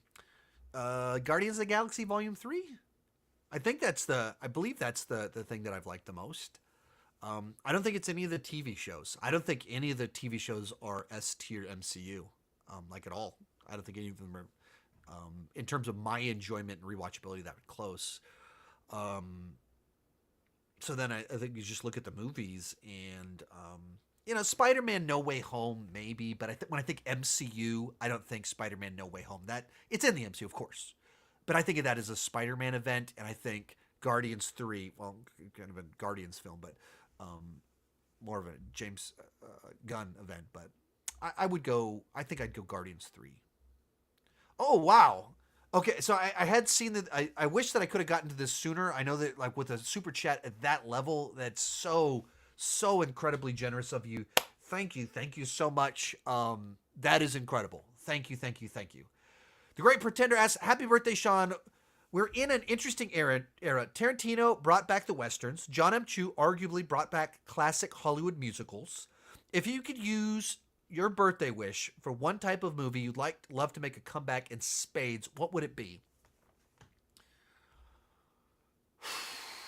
My birthday wish, with a very generous super chat attached to it. What genre do I want to see make a comeback? I think the thing that I just always I would go back to is mid-budget original films that just leave the space for James Cameron to be discovered, for Alien to be created, to where right now we're just throwing all $300 million, $200 million at franchises, and those mid-budget action movies, there's not nearly as many of them. Like, the whole action genre is John Wick, and then these other things that are completely forgotten. And those mid-budget action movies, those are the movies that made me love films. That's the space where James Cameron was able to first appear on the scene. And so what I want is, let's make every month one or two fewer $250 million movies that are foolish bets. And instead, let's give $50 million, $30 million to 5, 6, 7, 8, 9, 10 different directors and give them a $30 million playground to try and create something interesting, create something new, so that we get those new things. This is not what Hollywood is doing, but aim for more singles and doubles. And occasionally, let's trust James Cameron to make a single over here and he hits a home run, as opposed to $200 million towards Red One that no one thought that could be a home run, and it's just designed to be vanilla. It's designed to be for everybody. It's fun enough. I didn't hate the movie, but there's no potential for that movie to actually be like one of the greatest movies of all time or anything like that, because it's just so catered to everyone and feels so familiar. So that's like, even last week I talked to Frank Grillo, and that's what I was like, why don't we have more of these movies, mid-budget action movies? Like, that's what I want. More of those on a regular basis, where, like right now we've got the Equalizer movies, we got John Wick movies. And it's literally just a couple of things that we have, as opposed to like getting these original mid-budget films on a regular basis. But thank you so much for the super chat.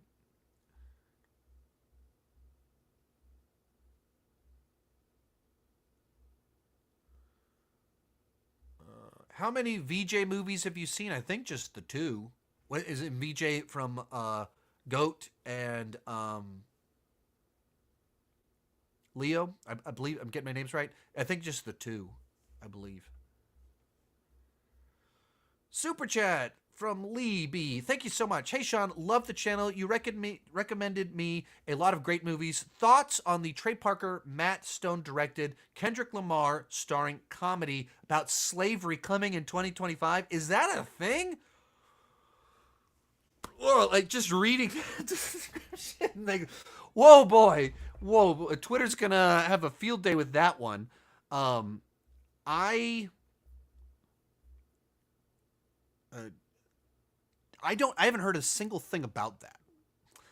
That is a movie that feels like one that would be hilarious, and one that I would not want to make a video discussing. That it would be so inappropriate that of course it would be hilarious, and at the same time so boundary pushing that I would be terrified to touch that with a 10-foot pole. There's just movies that they're just immediately hot button issues. Just, there's people that just the thought of them. They don't even haven't even seen them, and they're offended by them, and they take aim at anyone that discusses them without trashing them or something like that. It's just it's tough. So I haven't heard a single thing about it to be able to go into more detail. I've only seen one episode of South Park ever in its entirety. I don't know if I watched the whole episode. I thought it was like the funniest thing I'd ever seen, but I've only seen the one. Christopher Reeve as basically as Captain Pike from the episode of Star Trek: The Menagerie. He looks like that, and he's driving around trying to collect stem cells by eating the spines of babies. That to me is about the funniest thing I've ever heard of. It's so offensive on every single level. So I've only watched the one episode. Same with Family Guy. I've seen like 2-3 episodes. I thought they were all hilarious, but you know, just only seen a little bit. Are you into old classic movies? Not really. Sorry. I'm not. There's a few that are great ones in there, but it's just, the pacing changed, the technology improved, and so I'm just into things that really around that mid 70s turn towards the Spielberg, George Lucas come, and they changed the industry. Stallone comes along, changed the industry in the late 70s in different senses. Scorsese, all those guys that emerged that became the icons of the last 45, 50 years. That's my wavelength.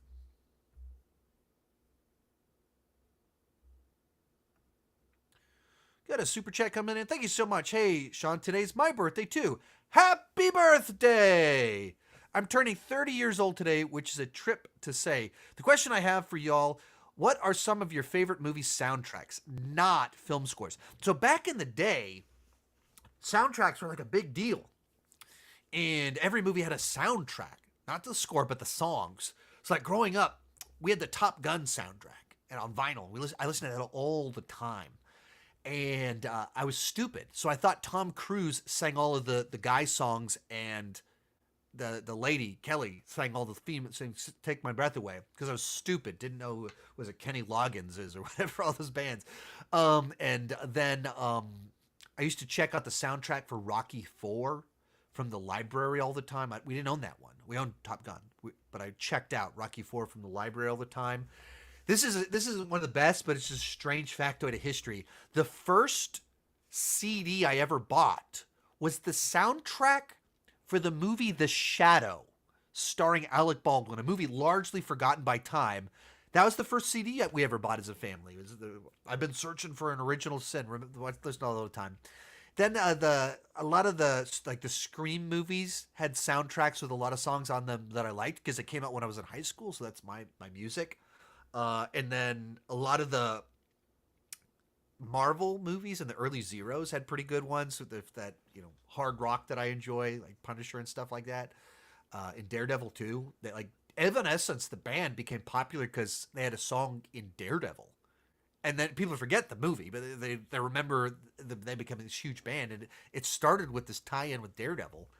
And a fun one that's coming out in the near future, it's called Ick, starring Brandon Routh, has a fantastic soundtrack of, if you like Zero's pop punk, fantastic. I saw it at a film festival, really dug it.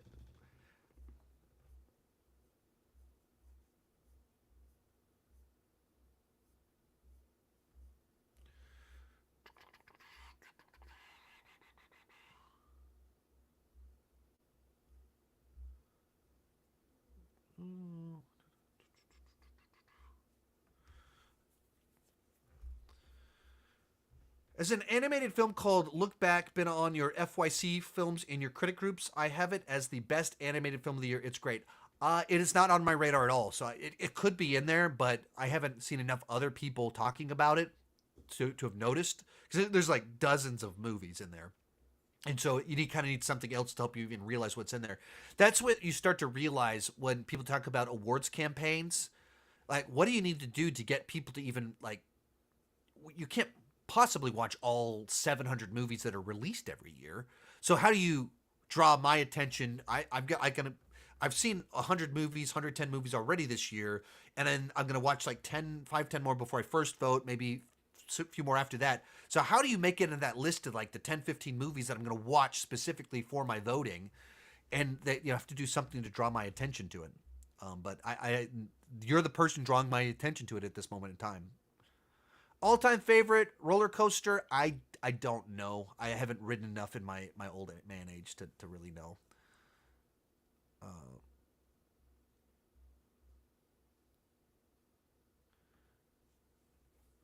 Robert Adams. Happy birthday, Sean. Thank you so much.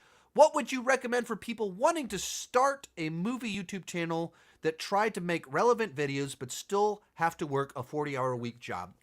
I would say make one or two really good videos per week that are like, what's the best concept that I can put all my time into this one video, my best opinions, a little bit more editing into it, and then maybe some shorts throughout the week that take less time and are easier to put out. So hedge your bets a little bit with the shorts, but don't try and put out daily videos that are mediocre or that quickly produced, because then you compete against everyone else that's putting out low time videos. Put out a couple that like have your best ideas, the best title, the best concept. And you have to find a way to stand out. Just doing Moana 2 movie review, you'll never stand out because there's 10,000 of that video out there. So what can you do that makes it's an original enough of a concept that stands out, and you do one or two good videos, great videos, rather than five mediocre videos, and then some shorts to fill that in a little bit too.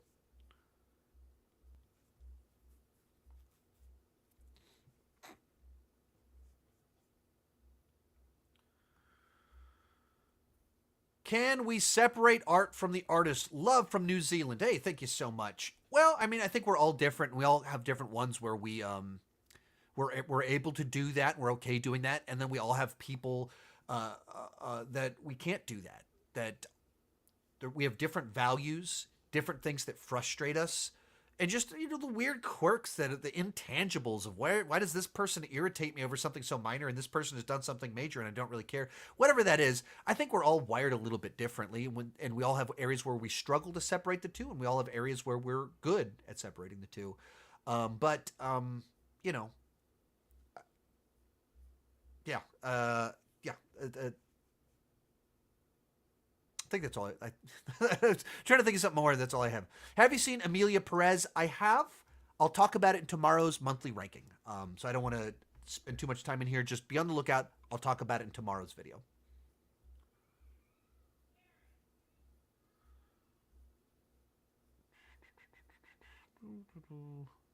So many questions.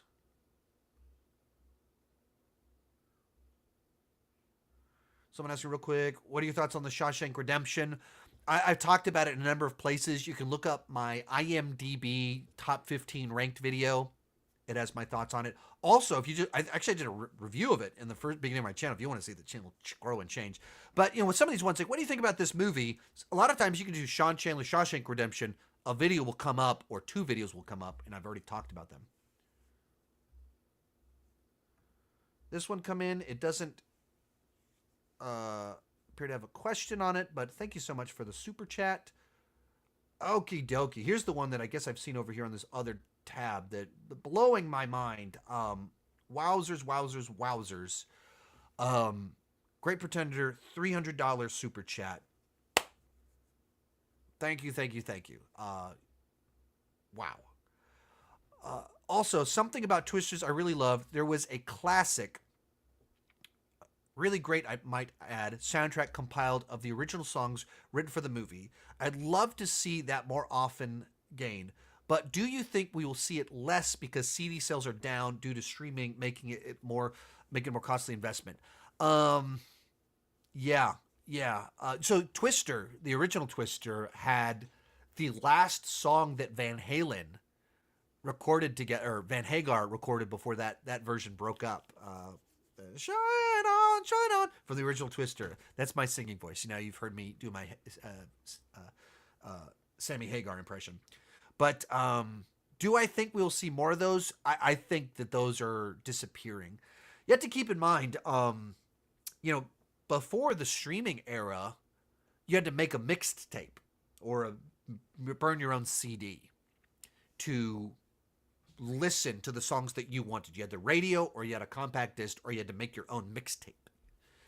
And so then a soundtrack was this way where they would make your own little mixtape where they would get original songs or whatever. And at the time, a new song from your favorite band or something like that, that was like there was novel that you could listen to the one, where now on the internet, on YouTube, you can listen to them. It's just like the way in an era pre-streaming, movie soundtracks were cool because it was a mixtape. Oh man, they've got this one, like they've got Creed singing "I'm 18." Oh wow, they've got the guys from Alice in Chains doing another Brick in the Wall Part 2. I'm just going through I think that's the soundtrack for The Faculty. But it was stuff like that. They do a cover, and it was cool because that's where they would release it. Where now that stuff's all on iTunes, Spotify, YouTube, and the industry just changed. So I think the market for that sort of thing is gone. Like I used to buy them, like I had so many of them from the late 90s, early zeros. Buy them because they were just like a cool mixtape of standalone cool songs from bands I liked. And that doesn't work anymore. I can just make my own mix deal on my phone whenever I want. But thank you so much for the super chats. Like mind blowing, your generosity. Why are Buffy and Serenity, Firefly, Joss Whedon productions that both have TV shows and feature films? I'm not sure what you're asking. Why are Buffy and Serenity, Firefly, the Joss Whedon productions that both have TV shows and feature films? I'm not sure what you're asking. There's not a Buffy the Vampire Slayer movie. Firefly was canceled, and then it became very popular on DVD, so they made a movie. So that was like one of the cool crowdfunding ones, but then the movie didn't do great, so they didn't continue on with it. But that was like a crowd campaign sort of deal. But Buffy didn't get a movie, so I don't think I understand what you're asking.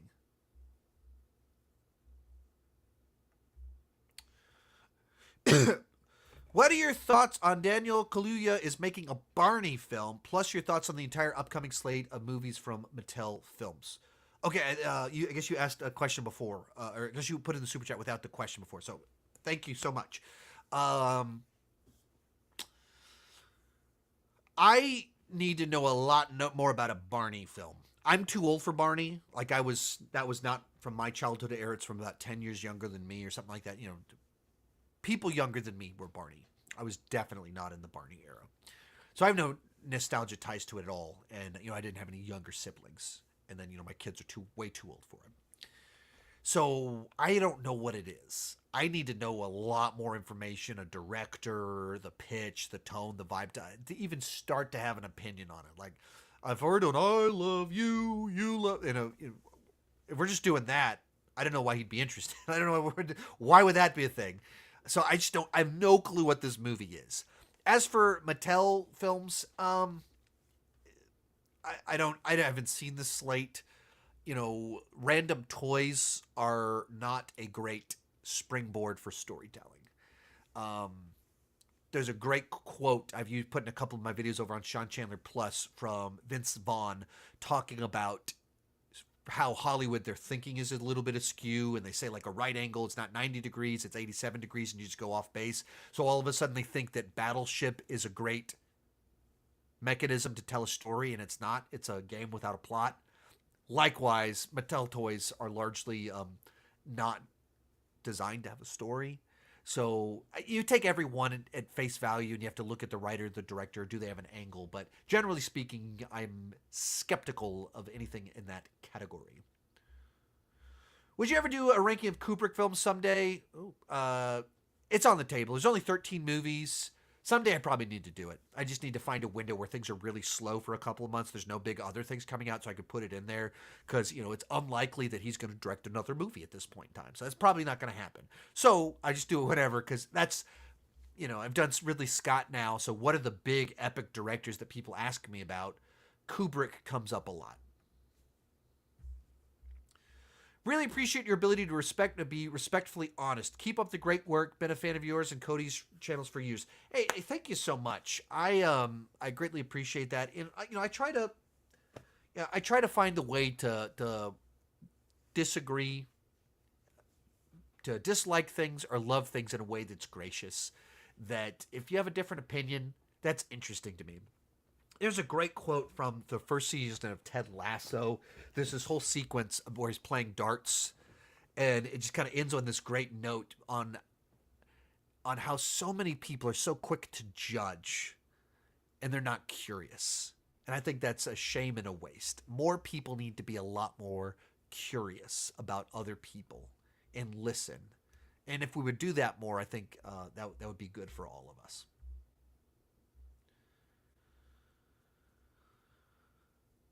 Happy birthday, Sean. Thank you so much.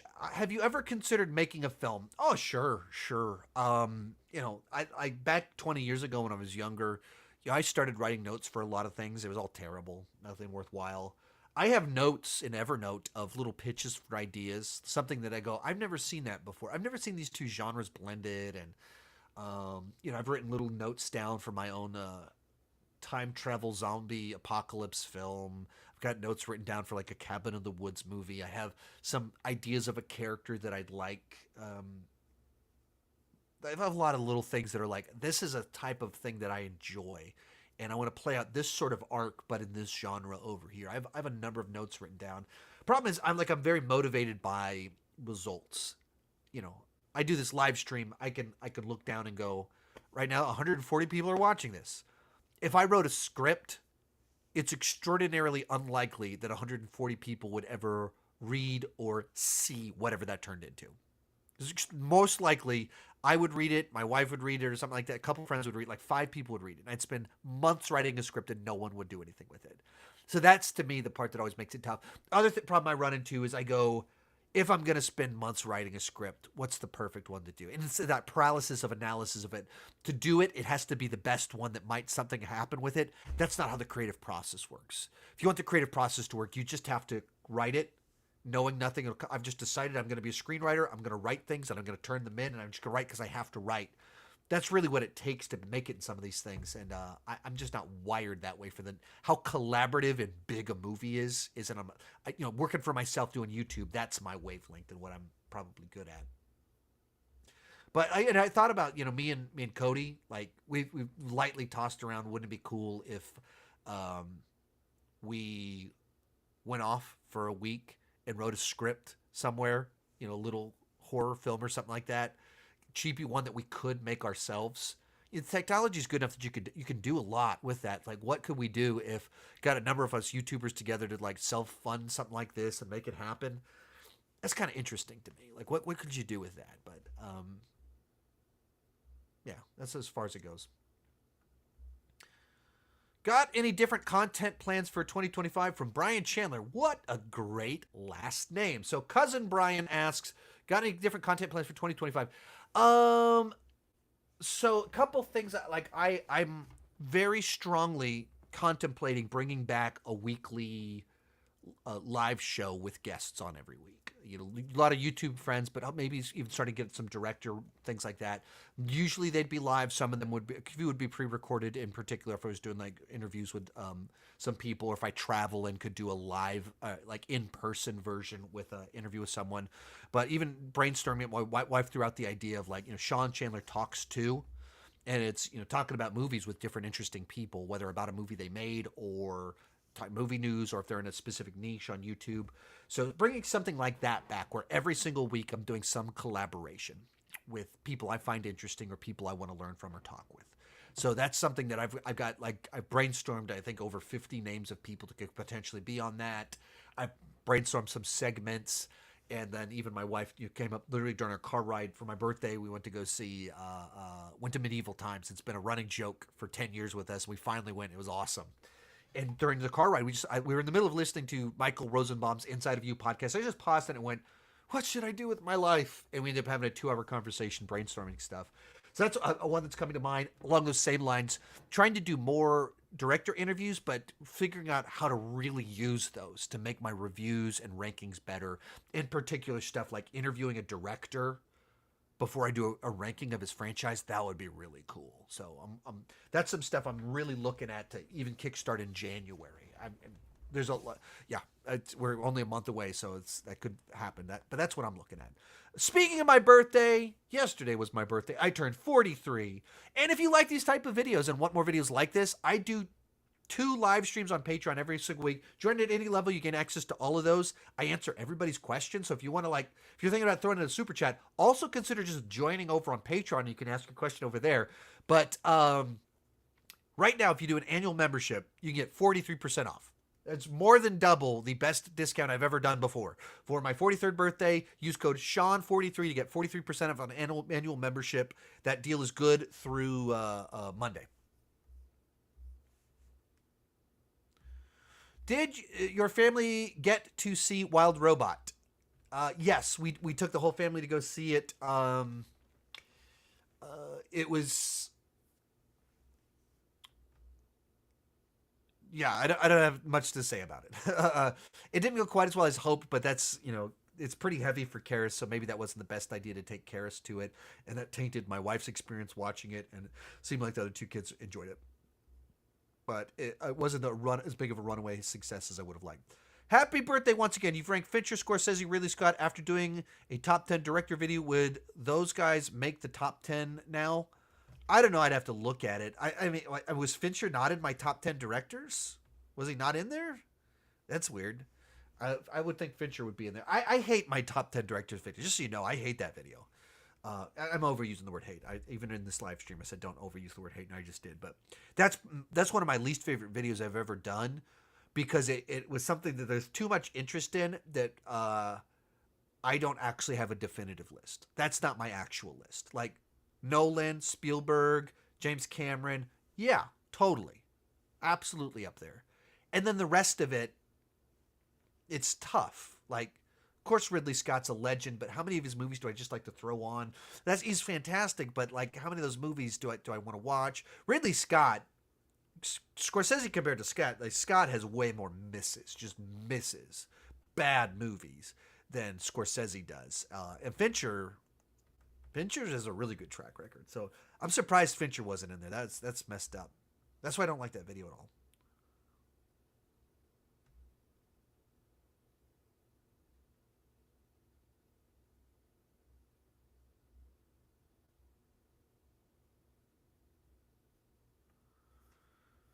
Have you ever seen the movie Jon Favreau directed and starred in titled Chef? I have a Jon Favreau ranking. I've seen all of his movies. Chef in particular is one that we watch frequently, or my wife loves to put. It's such a great feel-good movie. You can hear my thoughts on it in my Jon Favreau ranking. Full thoughts on it.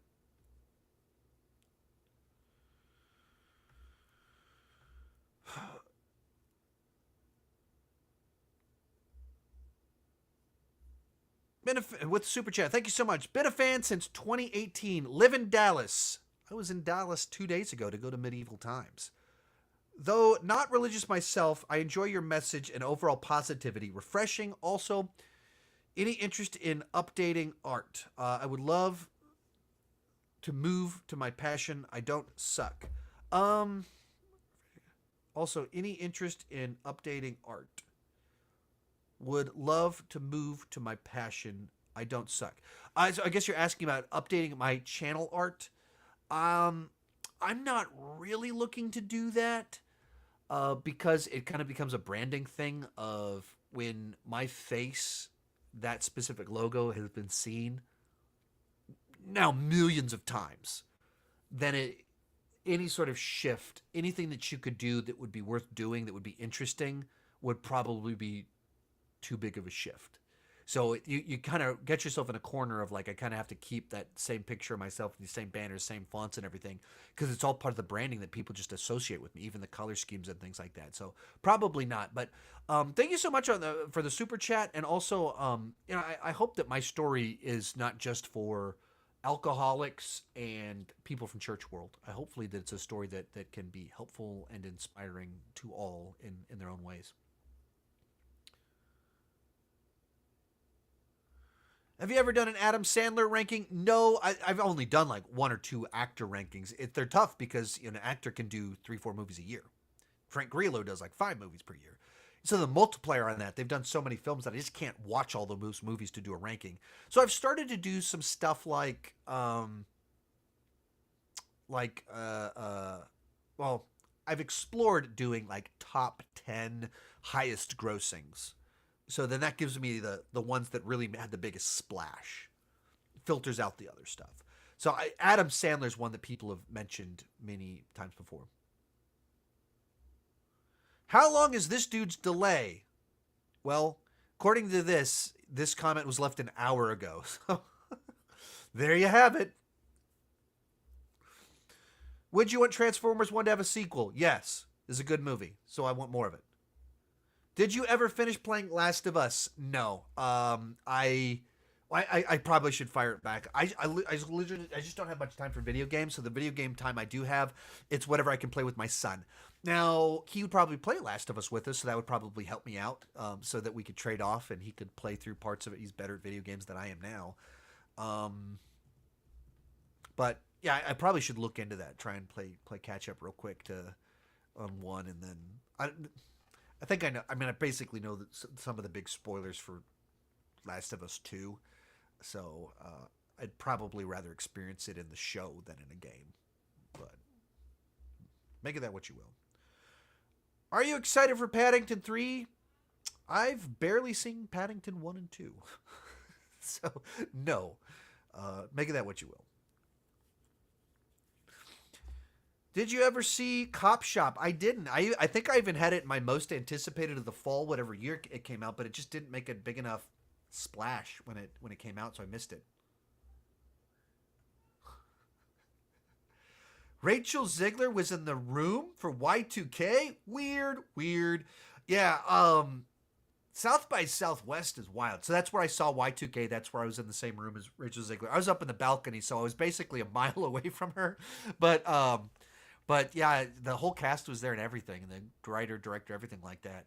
But South by Southwest is wild because Jake Gyllenhaal, Anne Hathaway, Conor McGregor, Post Malone, Fred Durst, like all of these people just came up on stage, answered like one question, like, what did you like about making the movie? Like, just answered one sentence, and they came out for the premiere and everything like that. It's crazy. But so Rachel Ziegler was there. I don't know if she even said anything. She's just there on stage.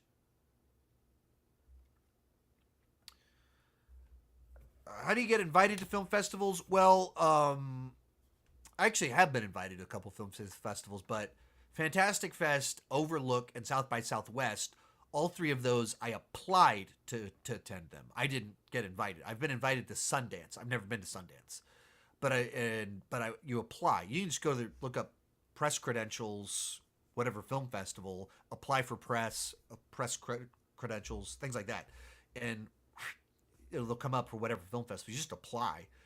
Will you get in? I don't know. I don't know what audience you have, but that's what you do. Happy birthday, Sean. 42 looks good on you. Appreciate it. Are you looking forward to Sonic 3 next month? Yes. I put out my trailer reaction to the new trailer just a week or two ago. Might be on my second channel, but I talked about it, so my freshest thoughts on that one are there. Do you have a favorite book? Well, I mean, I kind of have to say the Bible, since not only am I Christian, also my college degrees are not in film, communication, anything like that. My college degrees are in Bible and Bible teaching. So I kind of have to say the Bible. It's probably not the answer that you're interested in. I don't read a lot of fiction at all, but I go listen and read a ton of nonfiction. Really big fan of Malcolm Gladwell. I actually heard him talk live just a couple weeks back. I was going to see Matthew McConaughey the next day, but it's the same exact time as Wicked. So I had to like pass up on seeing Matthew McConaughey. I was able to give the tickets to my neighbor who greatly appreciated that.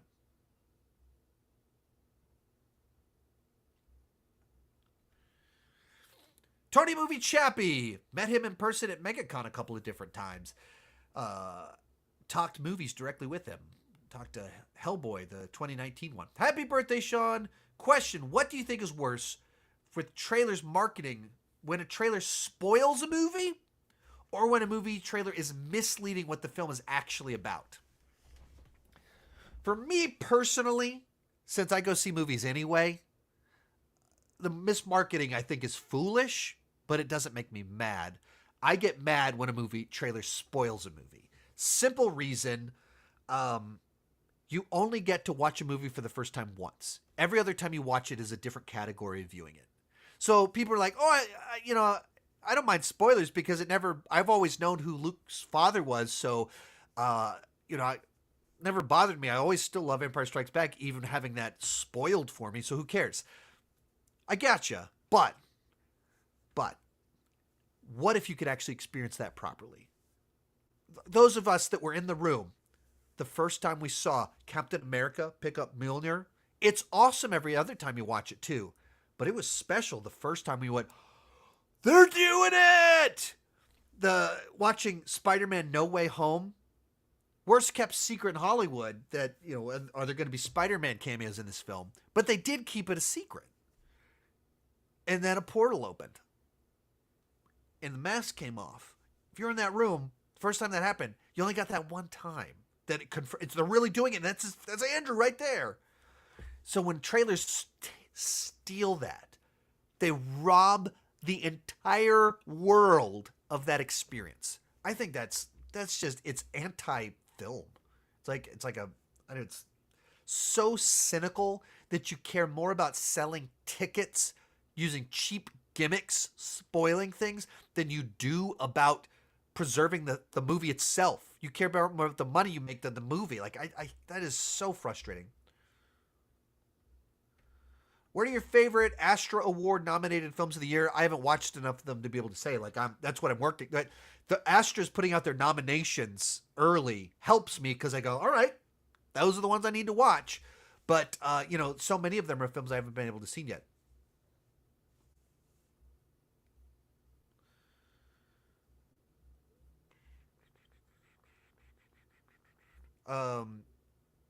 Any Indian movies you're planning to watch soon? I don't have any for December. I think someone in here mentioned it. We've just been so busy. It hasn't been lack of interest to see more of them. We just missed it. And sometimes it's just tricky because 3 hours long. You have to get a babysitter. It kind of goes into my wife and I go in to go see them together. I believe was Ram. Doesn't he have a new movie coming out? Was it Game Changer, Game Stopper, or something like that coming? I think I heard about that. That one is very likely that we would go. That one we would make a lot of effort to see that one. My wife, if you haven't seen the video, freaked out when we were at the Astra Film Awards. It was called the Hollywood Film Critics Association Awards at the time, but it was the Astras. And Ram walked in the room, walked right behind my wife, and I was able to film her reaction as she freaked out. So that's one that's probably on our radar. Love your videos. Thank you so much.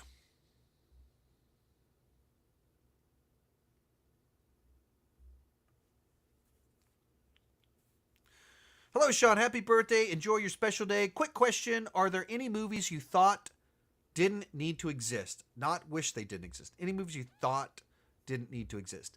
I mean, the thing is, no movie needs to exist. So I think the question always gets a little tricky because you kind of go, I didn't think they needed to make a Toy Story 4, but I think it worked. A lot of people don't. Fair enough. I think the movie justified its existence. But before it came out, I am well on record saying I do not think this movie needs to exist. So, I mean, that's the thing. Most, the Avatar movies, the first film closes out there's no dangling plot threads at the end of that movie. The humans left. Then they said, we're going to do 4 more. What? We don't need to do that. James Cameron, please do anything else. All right, we're getting a bunch of Avatar movies. I'll enjoy them, but I'd be more excited about him doing something else. So those are some of the ones that immediately come to mind.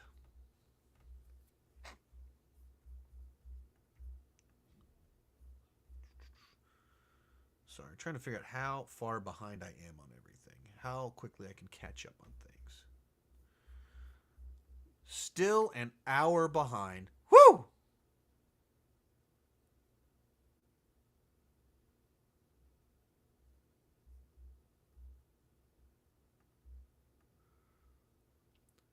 The Great Pretender, generous giver of the day. Thank you so much.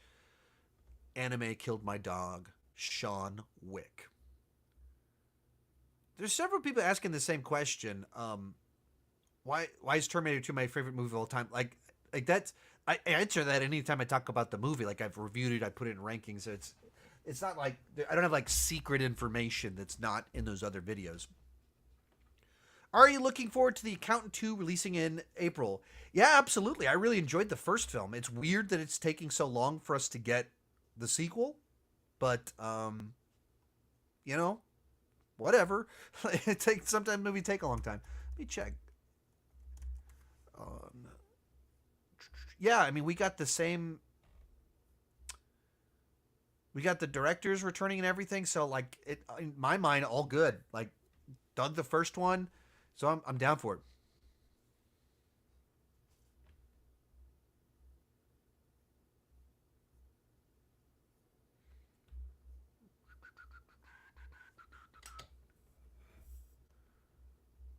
Will you do a Sergio Leone ranking? I can't imagine that ever happening because there's just no. You're the only person asking for it. That's not like Kubrick is a tough one for me to do, and people ask for it all the time. But there's not a lot of people like, hey, can we get a spaghetti western ranking?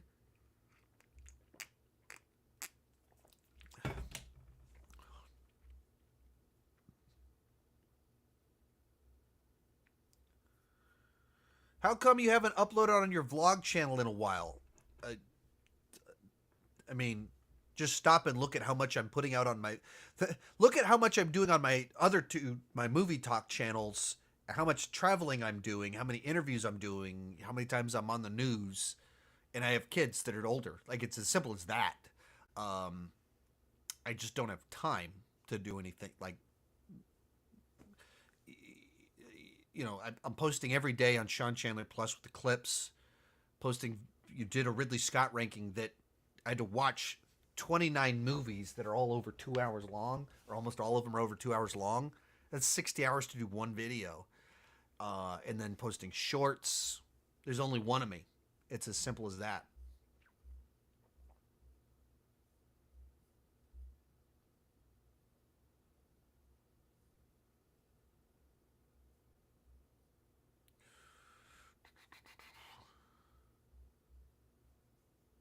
Wait, well, come back to that one. I just saw this. I honestly don't really care for Sam Raimi's Spider-Man. They are all feel corny and outdated. How dare you, sir? How dare you, sir? That's interesting. It's always funny, like if you grew up with movies, they're so important to you, and then if like you find them separate from them, you're just like these are so corny. I don't get it, and they're like beloved by a totally different group of people. Movies and more. If you had to pick the next 31 on 31, what would it be? Thank you so much for the super chat. I don't know. Uh, I mean, in theory, I'm involved in the planning process and picking movies and things like that. But I try to be a little bit hands off and try and be more that like here's my insight. Now that I'll give feedback on their ideas and like pitch alternatives and like hey, let's maybe swap these two movies out or have you thought about this? I do that. I don't pitch them as much. Um, I just don't know what it would be because we've already done like monsters and machines and stuff like that. We're creature features. We touch on so many of my favorite movies. We've already done Marvel, DC. So trying to find a theme that kind of ties into the stuff that I'm into the way I haven't done it. Like maybe there's a time travel movie one, or what it would look like to do another Marvel or do another comic book one. Maybe 31 non Marvel DC comics or non Marvel DC mainline ones. I don't know, but I don't like if I had one I was super excited about that was like I had that pitch in my idea head. I would pitch it to Cody and we could probably make it happen. But it's just I don't have one that I've been just dying to make. Just to say thanks for making work go by faster. We got a super chat. Hey, thank you so much. Happy birthday, Sean. Greatly, greatly appreciated.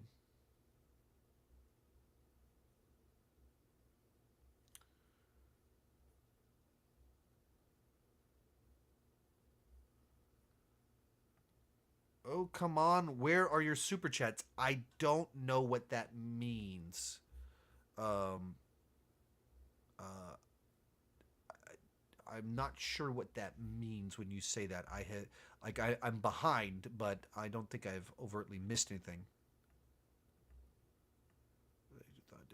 So all right, yeah. So it looks like I did answer it eventually, but like I like you don't realize there's like my interface here says there's 1,000 comments, and I'm going through them in order.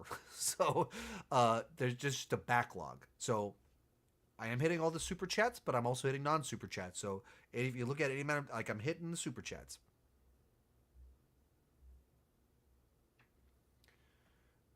Past lives, whichever year it was a Best Picture nominee, I watched it. It's in my Best Picture nominees ranking.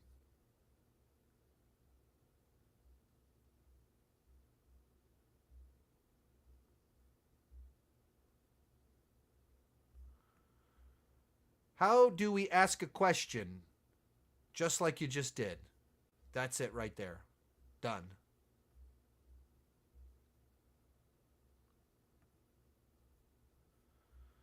You said you used to be a youth pastor. Would you be able to let us know if you still attend church and what your faith life is like now? Yeah, I mean, I still attend the same church that I was the pastor at. Like my oldest Liam is in the youth group that I was in charge of now. And I have a YouTube channel with my sermons on it. I volunteer from time to time in the youth ministry there. I post pictures of whenever I volunteer at the youth events, things like that. So I mean, I'm still I'm not on staff anymore, but I mean I'm still plugged in, serve, do stuff all the time.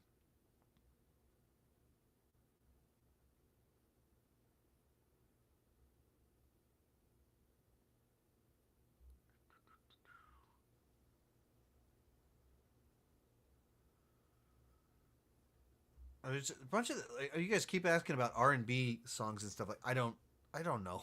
I don't what qualifies as R&B. I don't have like favorite songs. Like R&B is not a genre that I gravitate towards a ton, but I don't also like even the genres I listen to all the time. I don't have a favorite song to give you an answer that would be interesting.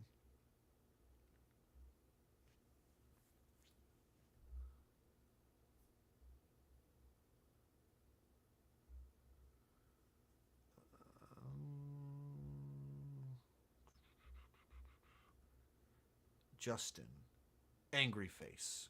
Not sure what that means. But thank you for the super chat. And it looks like your actual question. I just happen to have just answered that one.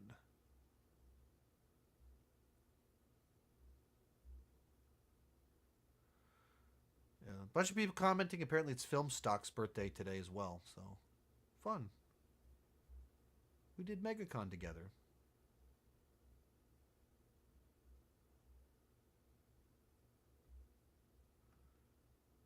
Because I don't know what the question was. Someone says yes, he can sing. Yeah, so I did a lot of. I was in multiple bands back in my early 20s. Nothing that went anywhere. Anything that anyone would know about. No success there at all. And then my big claim to fame, really, in the world of music, is helping with the youth bands at church. And a high percentage of my former students are worship leaders, whether full time or heavily plugged in. Even like at my church right now, most of the band are my former students, and so the great example of being eclipsed by the people I worked with. But I've thought about for the longest time. I've actually been trying to. I've wanted to like record a song for the channel or something like that, and just because it'd be fun. And for all those years that I had no audience and recorded tons of music that no one ever heard, now I have an audience. So if I wrote and recorded something, people would hear it. The flip side to it is that means that I overthink it. So it's like this has to be the best song I've ever done with the best singing I've ever done. So it makes me stop doing it. Hey, look who it is, Adam! Happy birthday, bud. Also, happy birthday, bud, to you too. We're both November birthdays.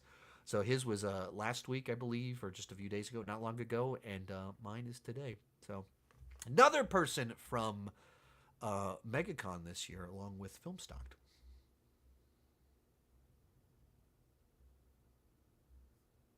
Um, have you ever used an actual portable projector? Yes.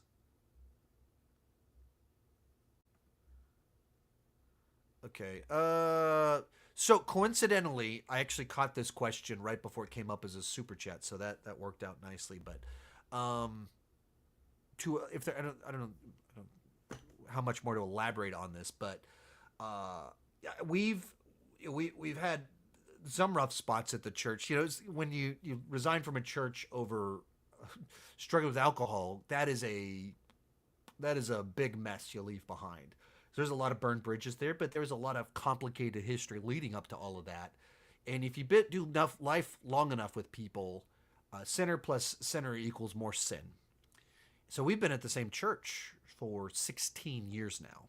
But that's even misleading because the church we're at now was planted by the church that I interned at, that my mom worked at for 20 years. And that church was planted by the church I grew up attending.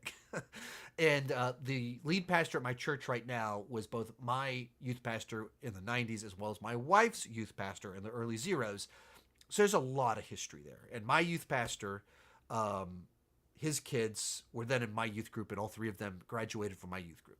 There's so much family there. And then my wife was a maid of honor at his our pastor's son's wedding with because the daughter was in the wife was in our youth group. There's so much intertwined history there that it gets real complicated when you have this failure kind of like that I had. But at the same time, when you do life with people, you really do life with them, and there's a lot of healing that had to be done, but you can run from it, and at times that's what we kind of did a little bit of, and there's times where you can kind of face it and have hard conversations, and we've done that too. And it's really difficult to stay at a church after you've been on staff and had moral failing, and it's really difficult for the church to want you to stay. That's a bold choice that they would do that, where so many churches, when that happens, they run the person out, and they didn't do that with us. They said, we want you to stay, and so we did, and it was very difficult at times, and with time and the grace of God, wounds have been healed. So we're still there, and that's the church that so much of what the church is, we helped create 15 years ago, because it was a church plant when we started it. Started there, was very young. We built so much of it, and then that's the church that our kids are growing up in.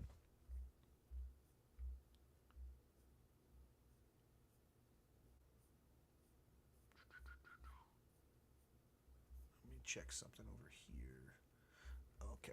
Well, what was that one? Did I miss that? Trying to make sure. That is interesting. Interesting. I don't know where this came from. His super chats might have been turned back on. I turned super chats off because we got so many of them that was backlogged an hour. So I was trying to fix that a little bit. So one of them got through, which I'm not sure how, since they're supposedly certainly turned off. Uh, Shiba dog writing with brush writing number one on a piece of paper. I have no idea what that means. I have no idea what you're asking, saying, or anything like that. Jennifer, is that you? You want to make an appearance? Come on over here. Did you see this? The Miss Sean Chandler talks about is in the room. I am not coming in the room. Any questions about the super chat that you're reading right now are freaking out still about the one you didn't see. You've seen it now, but you didn't an hour ago. The big ones. Oh, the $100 ones. Yeah. Oh, okay. That So that's it. When you go in chronological order, it's tough because there's an hour delay. So anyway, sorry. Yes, we did get to the massive ones. There's just, if you don't know, there's someone in there that posted two different super chats that were over $100. One was $100, one was $300, and it took me an hour to get to them because I'm just going in the order that they're posted. So I was aware of it because I have a second browser open, but I just can't skip ahead because I'd lose. I just go through them. This is what I do, but it just takes time. All right, we'll close out in just a few more minutes. The super chats are off. I'm just about caught, or I'm 7 minutes behind at the moment. So if you throw some in here, I'll try and do a speed round for just a few more minutes. Ask Sean if he's this is your wife trying to get me to work around. If he's caught up on Superman Illustrated. No, I'm not. Literally right before we opened this, I was watching episode 5 of the season. So I can probably get caught up over the next few days. So if I have time to make the video, I think I'll have a ranking of the seasons on the second channel. I should have something, but I'm working on it. I am behind because for all the reasons listed, like so far behind on Penguin and all this stuff, like trying to play catch up desperately to get everything covered. And I need to watch Superman and Lois this weekend. Also, I got episodes of Skeleton Crew I got to watch. So much to happen. Best and worst movies from this year. That would be perfect for end of the year videos coming in just a few weeks.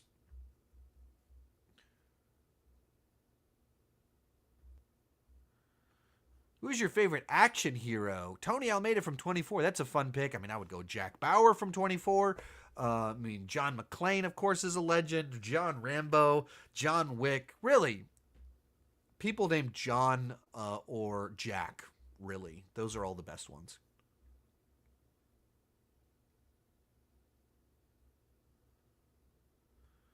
Do you have a favorite actor? I have a video with all of my favorite actors.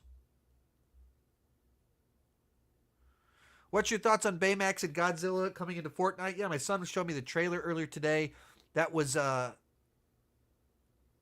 don't know. I don't know what to make of it. I don't know how that's going to work with Godzilla because he was actually Godzilla. So I don't know what that means. Baymax, I mean, they had new skins all the time, so I don't particularly care that Baymax is in there. We watched Big Hero 6 this last week, but I don't have any interesting thoughts on it. Clearly there's like a Japan theme in there. Thoughts on Joyride with Paul Walker? Never seen it.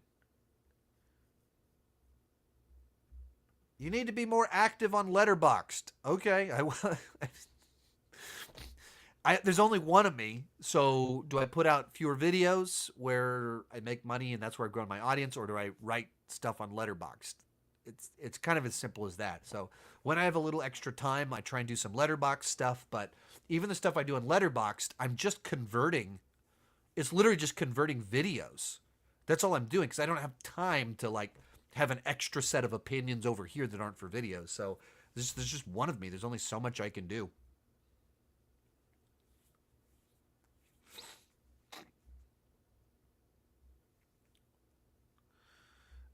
This just clear. This isn't YouTube. This is me. I turned super chats off just because we're already at over 2 hours. I was an hour behind and had an enormous number of stuff left, so I turned them off. That's not YouTube. That's on me. I don't think I can answer more questions, but as I'm seeing this, it's 5 minutes out. I'm turning them back on. Hopefully I won't regret this. I'm going to do a speed dash. So if you got a question, please, I'm not trying to be here a lot longer. If you just want to send in like a tip, super chat, or a quick question, go for it. But hopefully I don't get myself in trouble. I'm going to turn it off in 5 minutes if I don't get to the end of this deal. What's your most anticipated movies for 2025? That's I'll have a video for that in January where I really think through it. But the obvious stuff: Superman, Fantastic Four. I'm actually pretty excited for Thunderbolts. Jurassic, or whatever our Jurassic movie is. Whenever I do the research, you find the more interesting answers because the boring answers are the ones that I say right now because they're just the most mainstream franchise stuff. Like, sure, I'm excited for the franchises I like. But you do the research and you discover the smaller ones. And every year there's movies that I didn't even, weren't on my radar, didn't know they existed, that are some of my favorite films of the year. And that's the more interesting stuff. Who is your favorite fictional character of all time? Rocky Balboa, the legend.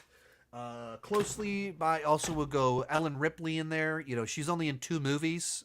Alien and Aliens, but she's just fantastic in the 2 movies that she's in. Are you a Calvinist? Man, that's trying to. I'll say that I have a John Calvin cup, but I don't really dive into theology. I bought a set of Reformer cups, mugs, and I gave one to the worship pastor. He got the Martin Luther one, and I got John Calvin. I'm not gonna get into theology. Don't dive into my politics, and don't dive into theology, things like that. But that's things like that are unnecessarily divide people. More excited for Andor Season 2 or Daredevil Born Again? If I had to pick which one right now, like you can watch this one or you can watch this one, I would go Daredevil Born Again. I just love Daredevil so much. And so that we're getting more is just, that's special. and I adored Andor too. I loved Andor too, but uh, Daredevil was a thing I loved, and then it was ended on top of the world. So yeah. Why is MCU currently failing? I have 1,000 videos about that on my second channel. Just go to Sean Chandler Plus, subscribe to Sean Chandler Plus, and there's 1,000 videos, a literal 1,000 videos on that. I've been trying to get him to watch Joyride. The wife throwing me under the bus. She's saying this as if she brings up Joyride. Like, hey, Joyride is on Max. Let's watch it. That has not happened. But, yeah. Happy birthday, Sean. SHAWN. What on earth? What on earth? I'm an SEAN. What? I am deeply offended that you would put the spelling that is phonetically correct and not my weird one that spells out scene. If you had to live in one franchise for the rest of your life, which one would you choose? Ooh. Franchise, what I want. That's tough. I don't know. Because whatever franchise I like it because it's thrilling and exciting and dangerous. So I don't want to live in those worlds. So, man, I don't know. And even you say like, well, I mean, the Ready Player One technology is really cool, but the entire concept of Ready Player One, the world sucks, so VR is awesome. So I don't want that. I don't know. I think I've been asked this one before, but I don't have a good answer for it.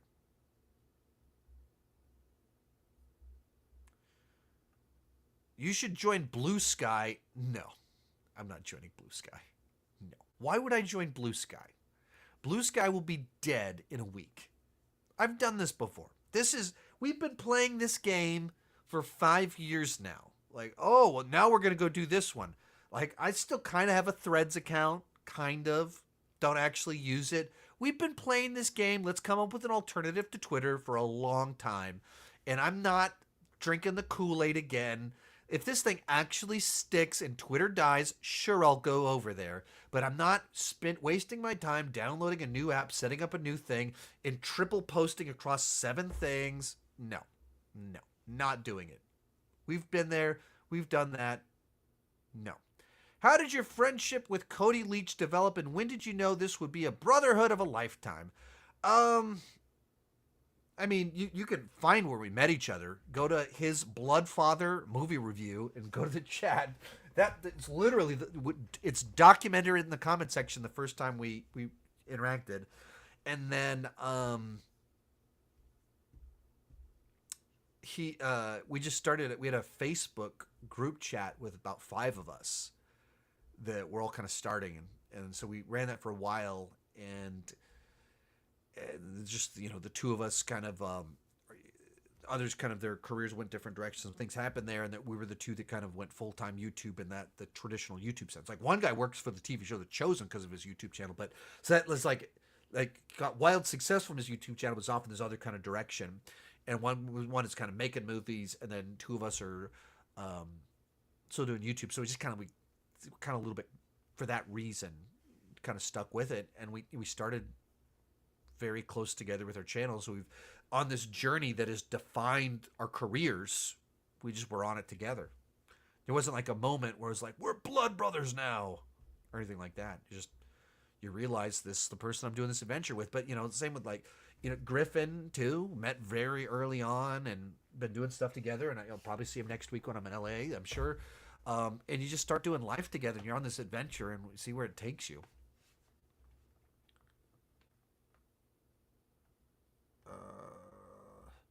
How long have you been at church for, since you were a kid or got saved?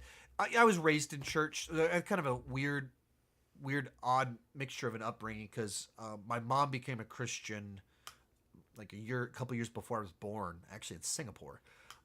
My dad was over there for work, and my dad claimed to be a hardcore atheist, and mom didn't grow up in church or anything like that, and then she became a Christian just a little bit before I was born.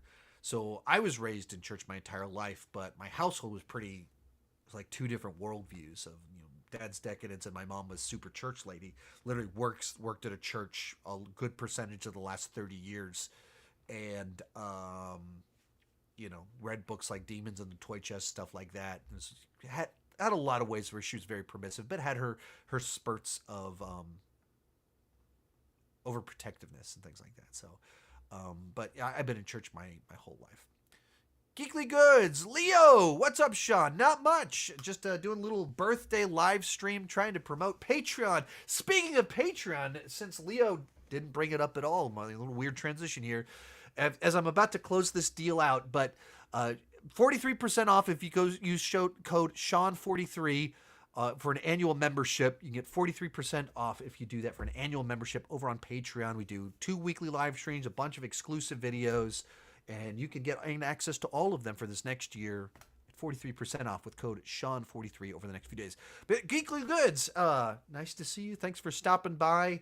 I need to make it out to Denver again. I'm going to LA next week. Need to make it out to Denver again, and we can hang out and see another movie again together. That was fun.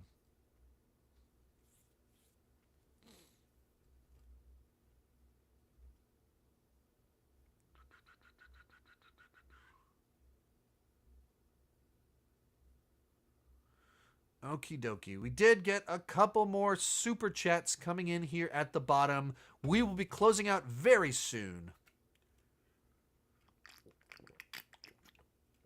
with a super chat. Thank you so much. I read that they're making a prequel to John Wick showing him earning his freedom, but it's going to be animated, and I'm bummed about it. Thoughts?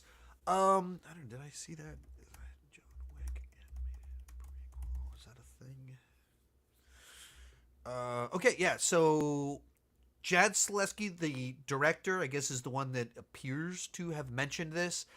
I mean, here's the problem. John Wick, the first movie, came out 10 years ago when Keanu Reeves was 50. Now, he looked and moved like someone in his 30s, but he's 50. And he was able to keep that up through these movies. But the first 4 movies cover a very small window of time compared to how much time it took to make them, which was 9 years. So he's now 60 years old, playing a character that's supposed to already be younger than he was when he started the role. And then you do a prequel to that. So you get to a point in time where essentially Keanu Reeves is supposed to be playing someone 25 years younger than he is. Or you recast him. Nobody wants someone else to play John Wick. So if you want to tell that story, what options are on the table? Animation. I think that's your best bet if you're going to do that. But, you know, I don't know what they have to offer there. Because there's quite a bit to John Wick that makes it pop more than just the stunt work. But it is in many ways most famous for the action. Happy birthday, Sean. Thank you so much. My big question would be if you will ever do a ranking of all 12 ghost faces. Happy birthday again, Sean. Appreciate it. Yeah, I need to. There is a couple of things that kind of went down with the 2 recent Scream movies that stopped me from covering them as much as I had really would have planned to. You know, I actually did review each of the original films back at the beginning of my channel, but, you know, I'd like to do re-reviews of them. And more rankings than just the movies. I might have done some cold openings or something like that, but I wanted to do more. But like when one of them came out, I got COVID. So this was like one of my most anticipated movies of the year. And I saw it like 2 weeks after it came out because it was, you know, still doing COVID, and got COVID. So it delayed it. So just there's things that kind of happened that threw off my plans, but I absolutely would. And I should have probably with one of these past ones. Whichever one I didn't have COVID for, I should have done it that time.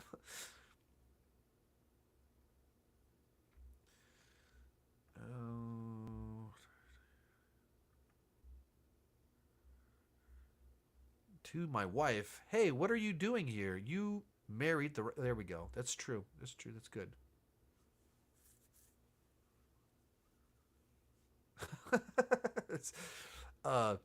How do you discuss taboo movies and get involved in culture wars while keeping your politics a secret? Any advice on that? I don't feel like my politics actually are a secret. I just don't think I fit neatly into... If people want me to fit into this team or this team, and you think in terms of are you this or are you this, if that's your worldview, then you don't know what to make of me. I don't think there's too much of anything particularly secretive about my politics or worldview.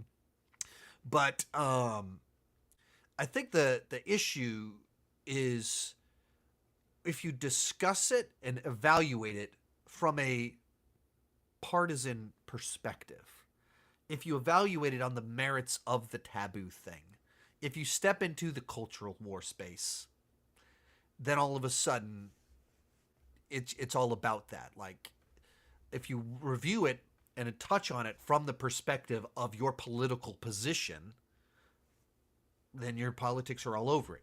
If you evaluate it on terms of does this communicate its ideas well? Doesn't matter if I agree with it or not. Does it explore ideas in a thought provoking way? So, Christian movies all the time, I think, are garbage because they preach and lecture. They pause to say, here's the exact thing I want you to know. And they lecture you. I agree with the message and the faith of the film. I don't think it's a good movie. This movie over here might have ideas that I strongly disagree with, but they were presented through story in a thought provoking manner, thus discussing it from that perspective. So I'm not evaluating the do I agree or disagree with this thing usually. There are a few times where there have been things where my frustration with an idea being explored has seeped through towards like I'm just annoyed because I think this is a dangerous message or a bad idea or whatever. But generally speaking, I'm not trying to evaluate whether I agree with the message or not. I'm evaluating did it communicate it in a good manner through storytelling. So like that, you're not evaluating the merits of the idea. You're evaluating how the idea was explored in the medium. And I think you should be able to evaluate ideas that you disagree with and talk about them. I strongly oppose the idea that you can't talk about movies because you don't like the organization that they came from. I don't think that's a good like that sort of censorship, self-censoring, shutting things down. That's not good. That's not healthy. And if you disagree with something, that's almost more reason to engage with it to understand it.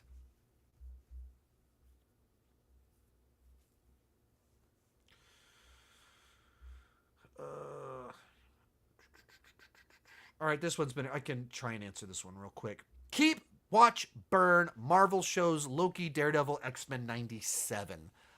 I think this one's actually pretty easy for me. I'm going to burn X-Men 97 because I still have X-Men the animated series. I cheated. I'm going to watch Loki. I'm going to keep Daredevil. Without question, Daredevil is the one that I've rewatched out of those by far the most and I'm most drawn to rewatch. But yeah, that's what I'm going with. Happy birthday, Sean. Should Disney make Inside Out 3? And if they did, what should it be about? Well, I mean,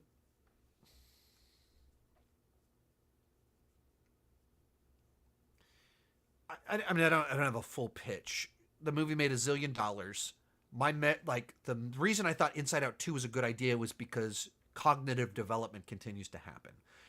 And I would say both movies they made thus far have done a great job of taking these abstract ideas of how we form and develop our thinking processes and our emotional processes and visualizes them in a way that gives a language to children, but as well as adults. It helps us understand one another better. That's both entertaining, it's also useful. So, if they have a way to do that with now the teenage years, which probably learns into forming your own identity beyond what was in Inside Out 2, but into independence, maybe it would be best to make it as a college movie in the actual transition from I'm under the protection of my parents to I'm a free adult. Maybe it's something like that. But I think there's absolutely room for more if they have the right angle to capture it. Hey, Sean, what are your thoughts on 2026 being a year of nostalgic animated movies? Shrek 5, Toy Story 5, Ice Age 6, Mario 2, Teenage Mutant Ninja Turtles 2. It's just kind of the way it worked out. I mean, what a year for animation. As we're getting all of that. That many high profile films could be pretty wild and crazy. Um, I don't have like a take. I don't have like an interesting thing to say where you'd be like, oh, cool. Like I look at that and I go, that's exciting, There's some of those that I'm more excited for than others, but like Ice Age 6, I don't care at all. Mario 2 and Ninja Turtles 2, very excited about those. Shrek 5, very curious. Toy Story 5, nervous. So I have a lot of different feelings about all of them. What year does the new Angry Birds come out? Liam, actually, my kids love Angry Birds. They like that's the movie that they choose to put on to go to sleep to, stuff like that. Angry Birds is the one for them of all movies. That's fascinating because that's not me. I'm not like, kids, watch Angry Birds. They just latched onto that one independent. It's interesting the way they do that.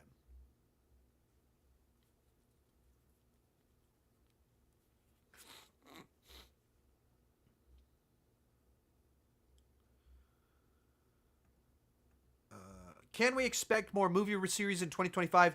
Mission Impossible. I've already done Mission Impossible, so this one already exists.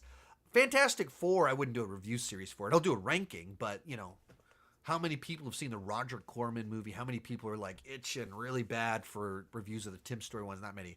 Superman, pretty good potential because those movies are a big deal for me. Are you doing those polls for a future video? The polls tell you that. Read what the text says. If you read it, like every single one of them, it says it's for a video. It tells you exactly what it's for. Mike, supporter over on Patreon. Hey, thank you so much. You don't need to read this. Just wanted to say happy birthday. Thank you so much. Greatly appreciate it. Also, thank you so much for supporting over on Patreon. And as I do one more final big gigantic push here for Patreon. If you like these types of videos, I do them every single week over on Patreon. And we do the live streams, box office show. That's what I clip out on my second channel, Sean Chandler Plus. If you're interested in joining, right now, if you sign up annual, it's like $16 at the lowest tier, and you get all of those live streams for 2025 for $16. Use code Sean43, sign up annual. You get 43% off. Sean43. My brain is jello at this moment. Sean43, 43% off if you sign up annual. You can get all your name on all of my videos at the end card at the $5 level, and it's 43% off. It's like $20 off, something like that. And then at the top tier, you get a video chat with me every single month, and those are a ton of fun because I just get to know the people, and it's fun just talking to people.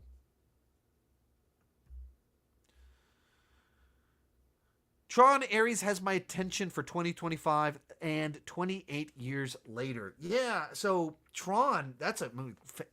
I adore the soundtrack for that movie. It has such a distinct, unique look to it. I've never been crazy about the story, but the look of Tron movies is always awesome. Fantastic soundtrack on the last one. So, I hope this time they get a story that I like more than the two previous films. And it'll give me a good reason to watch the Tron films with my kids. That'll be fun. My wife was probably always she really digs Tron, so she'd probably be totally down for that. And 28 years later, I haven't watched I've never seen 28 Weeks Later. I've never seen it. I've seen the first one a couple of times, but so I'm just excited for those ones too, just because they get me into it.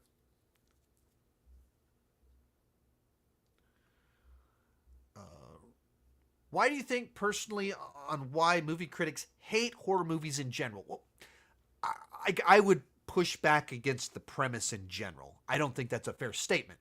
Terrifier 3 has like a 78% on Rotten Tomatoes. That is as like trashy and shock value of a horror movie as you can get.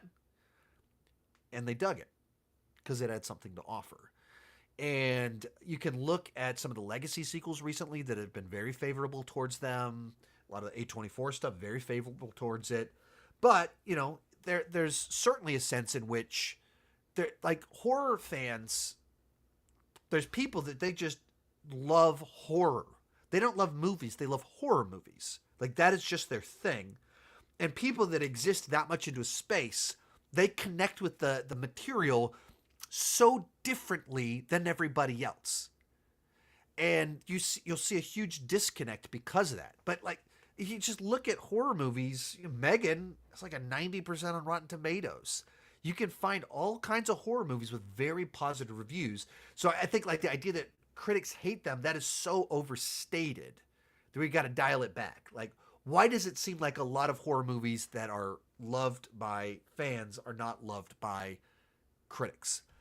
you think something like Friday the 13th, that of course is like this super iconic horror franchise. But if you stop and look at the vast majority of the Friday the 13th movies, objectively, as cinema, are they actually good? Are they? No, they are not. They provide an experience that horror fans like. They provide an experience that was fun for date nights back in the 80s in October. But were they great movies? Jason Comes Back again. No. And you start to play that out. Like how many of them that you movie critic is like, I've seen this movie before. I've seen this done before. But more and more with time, I think modern critics are very reasonable towards horror films. And just in general, Rotten Tomatoes, for example, there's tons of horror YouTubers on there. Horror is their whole thing. They love horror, and they're on there. So, I mean, I think you could certainly make that argument that there was bias against horror movies like in the 80s or something like that. But I just don't know that I think that that's actually true anymore the way that it used to be. It's a lingering stereotype of sorts that just look like the movies that critics just trash are the ones that the horror community doesn't like Night Swim or whatever that was. Like that's not like a beloved movie by the space, and critics didn't like it either. But some of these other ones that critics have been very friendly towards, a lot of horror movies the last few years. All right, that might be the end. What? What do I just see the comments. I don't see what's the. His hair is real. It is. It is my hair. It's my hair. There it is. And what question led to that? Oh, there it is. Is your hair real? Because whoa, yeah, this is my hair right here. See, this is my hair. I get a couple questions about that from time to time. It's kind of funny. All right. Maybe that's it. We'll end on that very important note.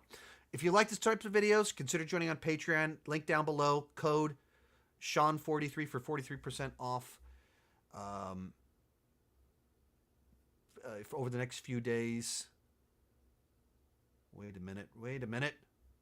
As a Christian, of any movies you refuse to watch, I didn't do a 50 Shades of Grey ranking. I looked at it and went, I could do this, would probably do well. I'd roast it. And I went, I'm not going to do that. I'm not going to do that. So that's the only one that was overt that happened with. All right, yeah. There we go. What else is comments about my hair being real? It's fascinating. So very, very fascinating. Alrighty. I think that'll do it. Thank you guys so much for watching. Thank you so much for being a part of making it so I can, I watch movies for a living, talk about movies for a living. It's as cool as you think. And that's because of you. Thank you so much. Thank you if you asked a question, if you watched, send in a super chat, all of that stuff. Thank you. Keep talking movies and TV too much.